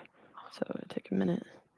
In the meantime, too, yeah, Karthik, if you want to share your screen, since you will be presenting, and then we'll be ready. We've just lost. I think he left the stage. Maybe I can start with the small introduction of this session. Yeah, that would be perfect. Yeah, while we wait for Abby. Okay, yeah, I think the link between the last session and this one is clear because we were talking about skills in relation to AI. And one of the new skills that I never heard of like 2 years ago is prompt engineering. So it's a new skill you have to apply. And the thing is, it's really simple. So if you would ask a person a question, if you ask a generic, for example, if you would ask me, so can you tell me something about e-learning? I can probably talk about for hours. But if you make that question more specific and ask me, so can you tell me how we can actually use e-learning in the onboarding process of new employees that have a very technical function, and well, add more details to that, then probably you get a better answer. So asking that question to AI is what we call prompt engineering, because the question is the prompt and creating it is the engineering of the prompt. So we will be talking about prompt engineering. And so we have Karthik from Gen Z here to actually tell us a bit more about prompt engineering and the do's and don'ts around that. So it will be actually a very practical session where you learn how to get more out of the existing AI engines. And we also have Abby, who joined us now, I think from South Africa even today, who will show us what those prompts will do into in Easy Generator, and also will shine a short light on other AI functions that are already available that will help you do a better job as an author. So Karthik, if you click your presentation mode for the PowerPoint, you're good to go. And maybe, Karthik, can you give yourself a short introduction before we start? Oh, and maybe I should one step back. First, Abby, maybe you can introduce yourself first, and then we'll give the word to Karthik. So then. Not a problem. Not a problem. So I'm Abby. I'm the team lead for onboarding here at Easy Generator. So I actually sort of run the team that does all the fantastic training on our tool. So we definitely see a lot of AI use at the moment. Definitely would be nice to give you all a glimpse of that and how to best use it in Easy Generator after we've had all that fantastic information today from Karthik as well. Okay, so we'll see you at the end of this session. So, Yes. Karthik, can you introduce yourself in a bit more detail and then start presenting? Sure. Firstly, thank you, Easy Generator, for having me. And I guess poor choice of shared. I know it is doing a bit of a disco, so sorry about that. So a bit about myself. I'm Karthik Upadrasta. I'm the CTO co-founder of Gen Z Technologies. Prior to joining Gen Z, I was at Citigroup for over 16 years, where my last role was that of senior vice president of technology. So I have over 17 years of total industry experience in technology, and prior to that, I have a master's and bachelor's degrees in computer science, and a few certifications that I can boast of in technology as well. So I carry a good amount of experience in the whole technology space, running technical teams, etc. So that's a bit about me. If you are good to go with the presentation, I can jump right in. So, most of you have. Presentation mode, please, Karthik. Oh, are you not able to see my screen? Yeah, I'm able to see your screen, but I see the screen with the slides that you can edit. We don't see your presentation. Oh, okay. So that's the problem with the technology folks, I suppose.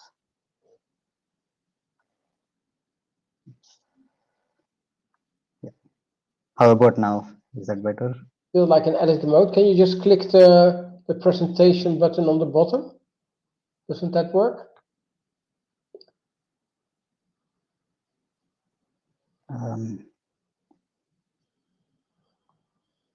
Hang on. Probably I'm sharing the wrong screen. Yeah, that could be the case. All right. I think you should be able to see the right thing now. You're not sharing anymore. Yes, now it's perfect. Yeah, that was it. Oh, now it's gone. You had it for a second, so you have it in you. Yeah. I think it should be good now. I don't see a screen yet. Yes, there it is. Perfect. Okay. All right. Yeah. Cool. All right. So most of you have been, hearing terms around LLMs, GPTs, generative AI. So what's the difference between them? So LLM is basically any any AI model which is built on a large number of parameters that go into the billions, and we have been even hearing about trillions of parameters coming up. So that's LLM, and GPT is kind of an LLM, which is basically, it has a specific architecture in place, which is called the transformer architecture. So all GPTs are basically LLMs, whereas the opposite, that LLMs are not, not all LLMs are GPTs. So that's the basic difference between an LLM and a GPT.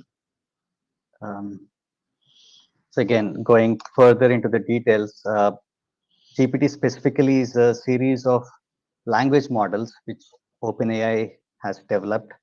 So it's the transformer architecture that's designed by them. And so as I mentioned, it's a specific type of architecture called the transformers, which use the encoder decoder models. So that's the basic definition of GPTs without going into further details. LLM is basically any large scale model which can be used for generating, understanding, and working with human language. LLMs can have various technologies and various architectures and various methodologies, whereas GPT is a specific architecture in the LLM space. So going into prompts, which is what this session is about. So basically anything you use to give a stimulus to the LLM is a prompt. So it can be as simple as, asking it a simple question. For example, if you're working on a specific set of prompts, even the word go ahead, even the phrase go ahead can be considered as a prompt. So any sort of textual or verbal input that we provide to the AI system is the prompt. So for example, write a brief summary of on the theory of relativity. It could be as simple as that. So later in the deck, I'll be talking about good prompts versus bad prompts. Again, I don't consider any prompt to be bad. Basically, there are no bad prompts. It's just that some prompts are better than the others. So we'll go into details of about that. But as I mentioned, a prompt can be as simple as a single sentence or as complex as a multi-paragraph instruction. It could have a series of questions in them. It can be a mix of topics. It can be anything. Right?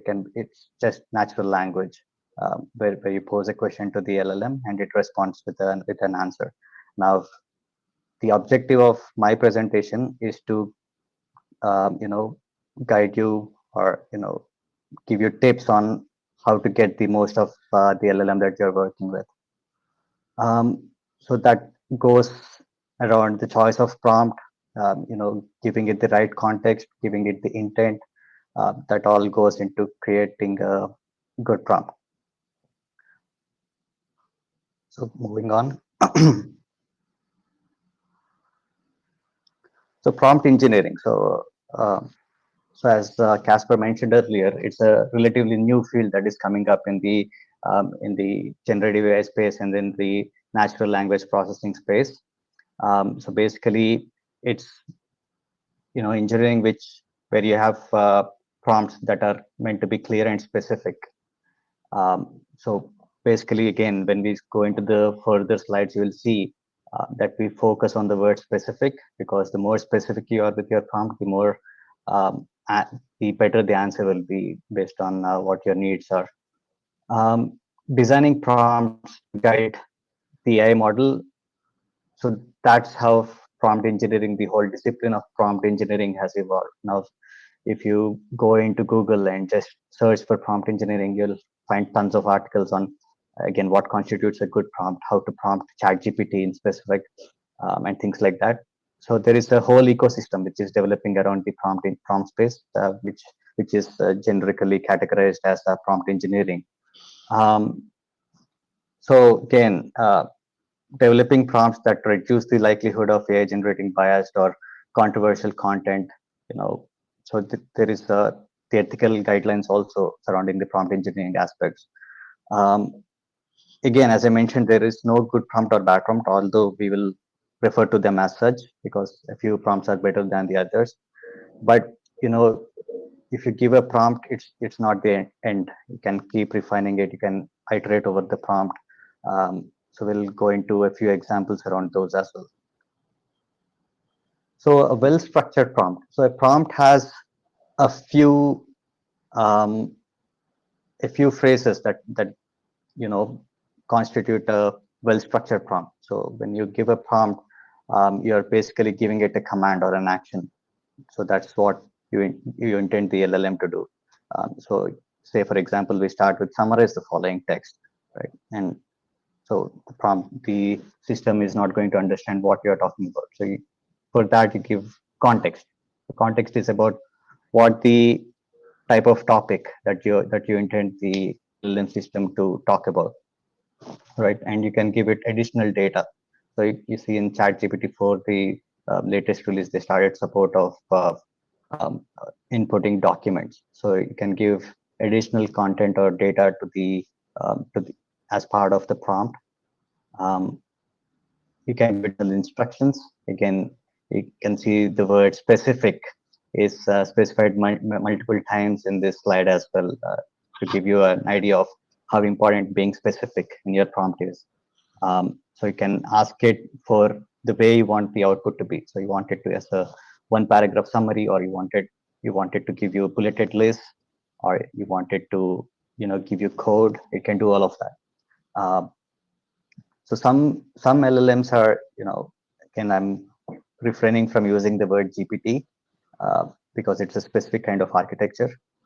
But LLMs in general, they can do multiple things. So some LLMs are specifically catered to generating code as opposed to generating text.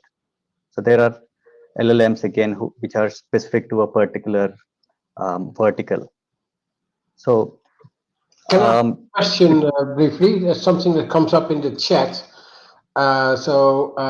Tim is asking, is it recommended to give ChatGPT examples of text you wish to receive? So an example as like this is what kind of response I want. Because he says if I do, then instead of using that in a proper way, it sort of focuses on my example instead of creating new content. So is there a way to give examples, or should you describe them to ChatGPT? How does that work? Sure. So basically, there are different types of prompts in addition to what we have spoken so far. There are zero-shot prompting. These are prompting techniques, right? There is a zero prompt, zero-shot prompts. There are a few shot prompting techniques, etc. So what this what our friend is talking about here is few shot prompts, wherein you give specific examples of how you would like your output to look like. So yeah, that is perfectly acceptable. See, again, the end result of the prompt is to give you an output to your liking, right? So you can keep iterating. If you don't like the way the system is responding, you can always refine it further. But is there a So specific way that you can explain to ChatGPT, this is an example, so don't process it, just create something like that? Is that just in yes, the so wording? definitely, especially in ChatGPT, you can delimit your examples using characters such as backticks. If you give the examples in a couple of backticks, or maybe use parentheses, square brackets, whatever you can use to kind of um, give your intent that this is what I would like the output to be, as opposed to it considering it as part of your input. That would make it more clear what the intent is.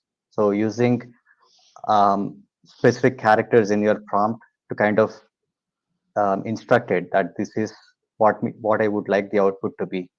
That kind of. So we'll go further into the next slides. We'll see examples of what are some specific use cases where you could use those. Okay, thank you.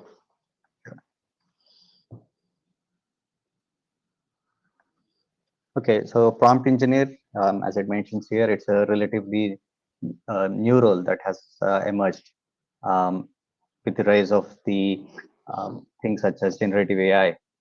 So again, we can see that it is particularly for those who are working on large language models. It's a whole discipline which has been coming up. They deal with things such as the modes in ChatML, prompt decomposition. So it's again, it can go as technical as you want. It can be as high level as you want. So I think it's wonderful that this is evolving. Okay, so this is a small simple joke that I put together, to kind of uh, keep it light. Why don't prompt engineers get lost? Because they always eventually find the right words to navigate any conversation. So again, here you see the bot is asking, the human is asking, how come you never told me this thing? And the bot simply responds, but you never asked, right? So that's the kind of thing. The LLM it's trained on huge amounts of data. It's just a matter of giving it the right prompt to get the answer that you seek. So again, as we spoke earlier, there are different types of prompts. There is the zero shot prompt, the few shot prompt, the one shot prompt, a chain of thought. So again, this can go into as technical as we would like, but to give you a high level idea, the zero shot prompt is basically where you simply pose your question without giving it any examples. Whereas one shot prompt is where you give the prompt along with an example of how you would like the response to look like. A few shot prompt gives it a few more examples. There is also the many shot prompt where you give many examples. So it's short is just like giving it an example of what you're looking for. So again, the chain of thoughts, the zero shot chain of thought, these are a few advanced concepts in the world of prompt engineering, but I don't think most of us will be using them.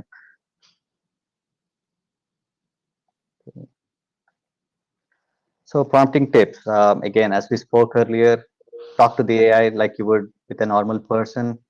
Always provide the context and use action words such as illustrate, Can I describe. put on the first thing, Karthik? Because I hear different things on that. So some people say that you should be really strict and clear, and you can just Exactly. sort of give it like an order. And other people, if you are polite, and you get better response. Is there anything to say about that? Being polite, I don't think it really matters. I basically, whenever I speak with ChatGPT, I basically order it to do things. I typically find the responses suiting my needs. So I don't think being polite really matters. But again, being direct, giving it a few examples, being specific, staying on topic, these are some of the things that have worked for me. And that's what I would typically advise people. Um, Providing the context is very important because it needs to know what you're talking about. Again, we'll go into a few specific examples later in the slides. Uh, but yeah, to answer your question, Casper, being direct and being staying on topic is very important. So again, as we spoke earlier, having the one shot, few shot approaches that will definitely help, as the other gentleman or has asked earlier. Um, Assuming identity. So this is the kind of where you would like to be a bit more creative, right? You can ask ChatGPT to assume the role of a certain persona and give the responses similar to that persona would typically, right? So for example, you could ask it to say, you're caring for an elderly parent. You can ask ChatGPT or the LLM to describe what uh, Amazon Echo Alexa device does, right? So these are some of the things you can play around. You can these things again as you keep working on the prompt, as you keep asking more questions to ChatGPT, you will find ways that that basically it keeps becoming clearer and clearer to you what works and what doesn't. So there was a question on that in the chat, indeed. So somebody, Katerina, was asking. So I heard I can change ChatGPT to my needs if you indeed do ask her to answer it as in a certain role. So she used an L&D specialist. So answer this question like an L&D specialist, but she didn't notice a big difference. But it is a good way to improve your prompt. Yes, definitely. So I have seen results wherein, then again, it depends on what persona you would like it to take. There are some specific use cases wherein it works better. So again, you have to keep iterating the prompt, keep, trying to get to the goal where what you have in mind in order to get there, right? So you can keep iterating and working on the prompt. Okay, thank Um, so going into a few specifics on good versus the bad prompts. Again, being specific, as we have spoken so far, is very critical. That's a differentiator between a good prompt and a bad prompt, in my opinion. So you can see here, the example says, ask the GPT to write a blog post about cooking skills, whereas a better prompt would have been, to write a blog post about the best ways to improve the cooking skills, right? So in this case, you would find that the GPT is responding with curated content. And so I have given these prompts, both the prompts specifically, and I have noticed significant difference. So the cooking skills, it kind of gives you the how, uh, or the, sorry, it gives you the why, whereas the other one gives you the how to improve the cooking skills. So you can play around with these good prompts versus bad prompts to kind of see the differences. Again, we have spoken about the next one, to not mix topics. So for example, a bad prompt example would be to create a course paragraph on how to improve the technical skills and how to excel in the education, right? Obviously, we are, you know, uh, this is kind of not a very normal prompt, but again, staying on a topic is very critical. It's it fetches good results as long as you work on a prompt which with a specific topic in mind. Okay, moving on. Again, be more specific. So this goes on to what I've been saying earlier, to be very specific about what your needs are. You can ask the GPT to add emojis. You can ask it to add bulleted lists, add numbered lists. How you want the output format of the response to be. You can again ask it for code as a developer, as the CTO, heading a development team. Again, we ask GPT for code for specific codes in programming languages, and it kind of gives good results there as long as you're specific what your objective is, right? So these are some of the tips here. Again, being very specific about what your goals are.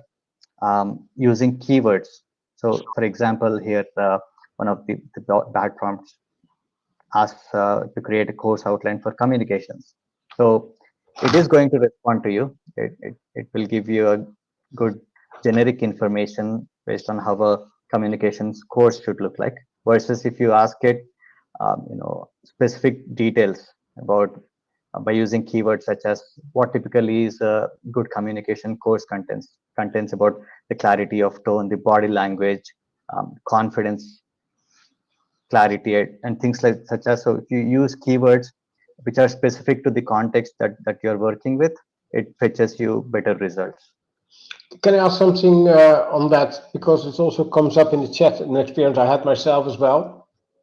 Sure. You ask a question to ChatGPT and it gives you not the right answer, or it's incomplete, or you're not happy with it. And you sort of then ask a second question on that. It sort of takes that into account. So we have an example of Elise saying it actually apologized. Oh, sorry, I misunderstood you. So this is the right answer. So it is also possible to sort of start like a conversation with ChatGPT, building on your prompt. It doesn't have to be a single line. Is that correct? Yeah, it doesn't have to be in a single line. You can keep iterating on the prompt. So say, for example, you start with a new chat on the top left, right? And you keep conversing with ChatGPT. And at some point, you realize that it's not responding the way you want it to, and you're not reaching your goal. You can always go create a new chat. So what happens is the outputs and the inputs that we are giving the chat, they kind of keep feeding back into ChatGPT. So that kind of becomes adding to the context, right? And Correct. it might sometimes lead to incorrect answers, or answers that what you are not looking for. So in such cases, what I typically do is click on the new chat and start a fresh conversation. Again, taking into account all the things that I have learned in my previous chat so far. So I'm going to use more specific keywords, ask it to maybe take personas and things like that. So that kind of improves the quality of the answer it generates. Okay. So again, that goes into what I have here, to be iterative. Keep prompting it till you get the answer that you're seeking. So again, there are a couple of good examples here. So again, don't be afraid to give it long prompts as long as you're staying on topic. Setting the context is important, and again, staying on topic is important. And there are these ELI techniques, things such as explain it like I am. So if I am specifically looking for scientific related material, I'm also always going to start by asking it things. My prompt is going to look like explain it like I'm a 10-year-old, right? I'll start with that. I'll get some idea as to what that particular topic that I'm researching is about, and pick up from there, right? So I think the ELI technique is very, very useful in researching a new concept, because it kind of sets the context that what you want to learn. So it kind of gives you some context for yourself that you can relate to later when it starts going into more details based on the further prompts that you give it. Okay. So providing feedback. So instead of just saying, say, for example, rewrite a title, you can say, again, give it clear instructions as to how you would like the next iteration to be. you can say rewrite the course to make it more concise and clear, rewrite the course to include these specific keywords and things like that. What else? So a few more prompting tips using shots, things such as single, one shot, few shot, many shot, giving it examples. So this comes in very handy when you want to use ChatGPT for translations. You can kind of also give examples as to how polite you want the responses to be. So that's the kind of things that you can do with ChatGPT specifically. And finally, you can ask it to assume identity. We have spoken about this as well. So taking personas, it kind of gets into the shoes, so to speak, and gives you an answer from that perspective. So I think that's also a big help when working with ChatGPT. What else? And finally, so this is one thing that I typically do. Whatever new topic that I'm working with, I try to use some common sense based on the answers that it generates. It's not always right. We all know that already, right? So it hallucinates. Again, being specific in your need, providing it context, that goes a big way to kind of reduce these hallucinations. But we have to be wary of them, that ChatGPT can potentially give us incorrect information. So I think that's where I would end this. And if you have any questions, I can take them. Yeah, there are a couple of questions, but we'll first go to Abby to sort of demonstrate how this would work out if you actually use that. And then we'll come back shortly for a couple of questions after that. Absolutely. Sure. Thank you. I'm just making sure that I am sharing the right screen as well. So we'll get that in. Hopefully you can see my easy generator screen. So firstly, thank you, Karthik, for all that really good information. I think that is something that I've kind of used with a bit of your inspiration to create some prompts to chuck into our easy AI version of AI today, just to show everyone how you can really utilize it and make the most. So just for anyone who's not necessarily familiar with Easy Generator, in our content creation pages, we do have our nice Easy AI up in the corner here, and we have Ask AI, which is where we can get our generative AI that we'll be looking at just for now. Now, in here, you can pop in your prompts just like you can with ChatGPT, and it really can open up a lot of doors for you with your course creation when it comes to creating learning and just kind of speeding up that process, but helping you out with what to include in your courses as well.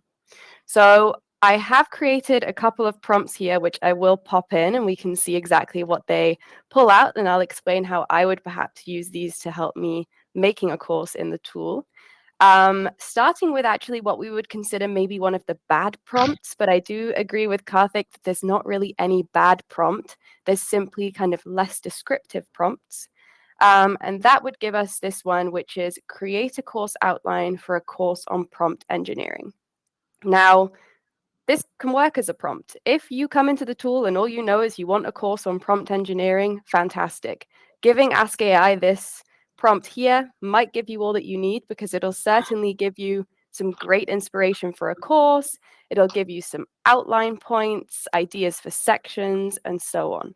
Now, that could be great. As I say, if you have no idea what you want to put into a course, absolutely fantastic for inspiration, but you're going to get a lot of information here. Now, you will notice as well that we've got information on weeks of learning, whereas perhaps I just wanted a simple e-learning course or maybe a micro-learning. So with that in mind, perhaps this might not be the most useful prompt, but I can definitely get some information from there. So thinking more down the lines of actually creating those really effective prompts where we ask something in that's more specific. So now I'm talking about, I have a course idea in mind. I know who I am. This kind of is a good place to start, knowing who you are. And I do have a plan for that course. I just want to know what to put into it. I can now put in a little bit more information. Here I've actually told someone who I am. So I've said that I'm a learning and development professional at a traditional accountant firm. I've explained that I'm creating an e-learning course, that it's on AI prompt engineering, and it's for my accountants that are not very tech savvy and have a fear of AI. I also gave my specific structure, so those main focus points and a kind of average completion time and what I expect to get from that course by simply stating up here that this course should take approximately 20 minutes and the content should be engaging and memorable. So I've then asked the AI to create a detailed course plan for me, and it's done exactly that. So I have a breakdown of that whole course description. I have points that I could address in those lessons, so that perhaps these could be sections of a course or maybe individual micro learnings. It's really up to you. But I do have this full breakdown that I can now go ahead and use and actually plant into an e-learning moving forward. So there's all sorts of uses for this. That's really great. Again, lots of information, and maybe I'd kind of be taking this out and plugging it into a course moving forward. So this is really great. This does give me content to then put into the course. And I do want to give it a little bit of a test here. I hadn't actually planned this prompt, but I know that this works. So I did see someone's message in the chat saying something about if you do, for example, give the AI your role or explain who you are, then it can give different responses. So let's just show you how that one can work. So I did in the previous prompt explain to the AI that I am a learning and development professional. So in this point, I could say, right, I have my outline for the course, but what else could I do to help my learners out outside of this course once I've created it? Because I'm a little bit lost on how to still enforce that AI adoption. I can pop this in, and the AI will then give me lots of nice points of extra things that I could do with my learners to make sure that they really feel compelled to use AI, not just in terms of using this course itself. We have things like feedback and improvement. We have coaching in there, mentorship, and all of those additional training opportunities too. So not only can you use it to create the course itself, but you can use it for all that extra help for yourself while you create. So then, this is a little bit on how you could, of course, create that outline and maybe what your training needs would be. Now, I'm just going to pop in a slightly shorter prompt that does go with all of this. And this one will ask us to create a compelling piece of text that will encourage accountants to use AI regardless of their understanding of technology. So this is actually hinting more at a piece of text that we could use directly in the training. I know what the focus of that piece of text would be. I know what the point is I'm trying to hit, but now I just want AI to create something for me that gives me that piece of text and the explanation that will go through, and I can use this. So at this point, I have my nice piece of text here. And what we can do in Easy Generator is with all of this and all of that nice persuasive writing, is I can create a new block and pop that straight into my course. So this is really helpful. I have the text there. I can use it as I need. It's really nice and clear. Now, with the text in place, I'm going to show you another fun fact about the AI that we do have in the tool, which takes it that step further once you do have all of these points in place. Now, what I can do here is I can actually come in and I can highlight all of this text that the AI has created for me. And I can use my quick actions right at the bottom and start to use the extra functions that we have here. Now, in terms of these longer pieces of writing, whether I've generated it using Easy AI or written it myself, I do have some great options. So I can simplify my writing, summarize it, generate bullet points. But what I would like to show you for right now is the generating questions function. Now, what we can do here is using any text. Again, this could be generated from our Ask AI, or you could put in your own text. You are able to select that text, choose a question type out of these 4 here, and then have the AI actually generate questions for you. So this is really handy. We do know that in learning, questions are key. We need them to quiz people. We need them for knowledge checks. There's all sorts of different things, even just to add a little bit of interactivity. And putting these into your course is absolutely necessary. Having said that, whenever we're tight on time, whenever we're not quite sure what to put into our courses, typically questions are the first things to suffer because they do require a bit of thought on our part. Now, the beauty with this is I just have to put in my text, and then I can go ahead, select the question that I want to use, and add that straight into my course. And I've not really had to do any extra work on that. That question is popped right in here in the course itself and will be there for me to use in my training. So question generation, absolutely fantastic, really eases the creation stage for you and makes sure that you can use questions with no excuse in every single training.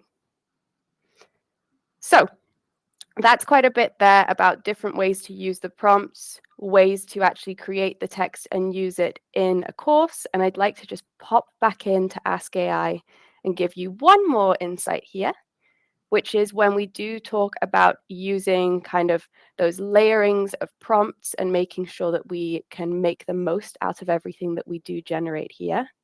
And this is when we could talk about asking this a follow-up question that might help us with another piece of content. So I did see someone as well asked in the chat about if you could ask the AI to actually rewrite this at a specific level. Yes, that is possible. Perhaps if you have accessibility requirements or you need that text to be more simple, you could do something like ask it to rewrite this at an 8th grade writing level. That's completely possible. You can also do things like inputting extra prompts that will get you more content on top of this. So for example, here I could say I would really like a voiceover for this page using the same information, but just to make it more accessible. I could then put in a prompt about using text-to-speech, create engaging voiceovers for the e-learning. Can the AI come up with some text to leverage and create voiceover for it? So I can then send this off. I'll have my prompt returned to me. I'll have my feedback returned to me, that does give me all that information and a really nice piece of text to add into text-to-speech. And then using the tool itself, I could perhaps go in here, copy out a piece of this text, and all I need to do is paste it into text-to-speech itself. We can do that straight on the narration right here, text-to-speech, and pop in our text. And then once I've actually chosen my language and my voice, I'll have that generated right there for me, and I'll have my text-to-speech that is possible to be used straight in the tool, again, generated by AI, in an AI voice, but with my content that I've fed it. So I think that's pretty much everything to show you there. It's a nice little, very quick insight into AI and how to use it in Easy Generator. Of course, that's a few things, but I do recommend having a bit of a play yourselves. Yeah, that's everything from me. Thank you, Abby. So we are already 10 minutes over time, so I just want to pick up a few questions. So we will share the presentation with you. It's actually downloadable in the tool right now. And we also will share a recording of the sessions with you after the session. So those are 2 questions. A couple of other things that came into the question. So an interesting one was, maybe if you have no idea what to put in a course, you shouldn't be writing one. So I think that's a fair remark. So, but indeed, this is more like if you do have that idea, then you can actually improve on that as well. Molly, did you pick up on any questions we need to address in the chat while we're at it? There were quite a few questions, some about Easy AI. So if you did want to learn more about Easy AI specifically, there's a little pop-up in the bottom left-hand corner, so you can talk to one of the Easy Generator experts about that if you were interested. Yeah, I'm looking back now because there are a lot of messages. Yeah, maybe one that I can pick up. Yeah. What makes this better than ChatGPT? So in fact, it is using ChatGPT for now. So to be frank, we build it in to be like an early adapter with AI. We want to learn from it. But I think the parts that Abby showed you. So for example, if you do like asking ChatGPT or OpenAI or ask AI to create like a course introduction that can be helpful. I think when you use specific information like the question generation, then it becomes more interesting, and we're working on expanding on that. So actually allowing you to upload information, that combining that with didactical information, and then creating an outline for you. So it becomes more interesting over time, but we're building on that step by step. So the difference is not that big yet, but it is growing week by week. So one final remark from me, Casper. One of the comments is, "Are you not going to validate it?" It's a very fair comment. I think whoever is using this tool, right, should always validate the content, because some of it be hallucination as well. So I think whatever content you're getting out of using the easy AI or even ChatGPT for that matter, or any LLM for that matter, it should always be validated. Correct. And I also thought the question on languages. So basically, it's like with any AI tool, if you ask a question in another language than English, for example, in German or French or whatever, you get that answer back in that language. So the answer there is yes. Perfect. Then, yeah, just in the interest of time, I think it makes sense to wrap up now. So yeah, Abby and Karthik, thank you so much for your time today. Really enjoyed the session. And of course, yeah, thank you to everyone for attending. Really great questions, and love the enthusiasm in the chat. As you know, this is a 2-day event. So we have eLearning Pioneers again tomorrow. We kick off at 3 o'clock Central European time, so that's 9 a.m. Eastern Standard Time. We have 3 really great sessions. Kasper, maybe you want to introduce those briefly, just the topics, and then have a final word as well. Yeah, I have to say I enjoyed today a lot, although it was 3.5 hours, so it's a long ride, but I picked up a lot of it. So indeed, tomorrow we'll continue. So the first one is about creating AI videos based on text. So we'll talk to somebody who's working with a product that actually does that, but also tap into the questions around what kind of information you can trust and you can't trust. Then we go into ethics as a second session. So ethics in AI. So looking at bias and how to handle that. And in the end, we will together with a guest look back at everything we heard, sort of go over all the session and lessons learned, but also from there sort of project that into the future and see what will be next. And what kind of expectation we can have, both for corporate learning and for education.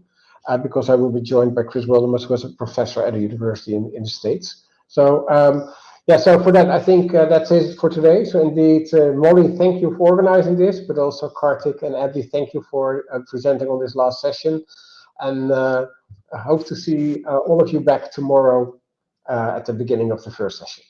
Yeah, thank you very much, everyone. And yeah, see you all tomorrow. And thank you, Kasper. Have a good night, everyone.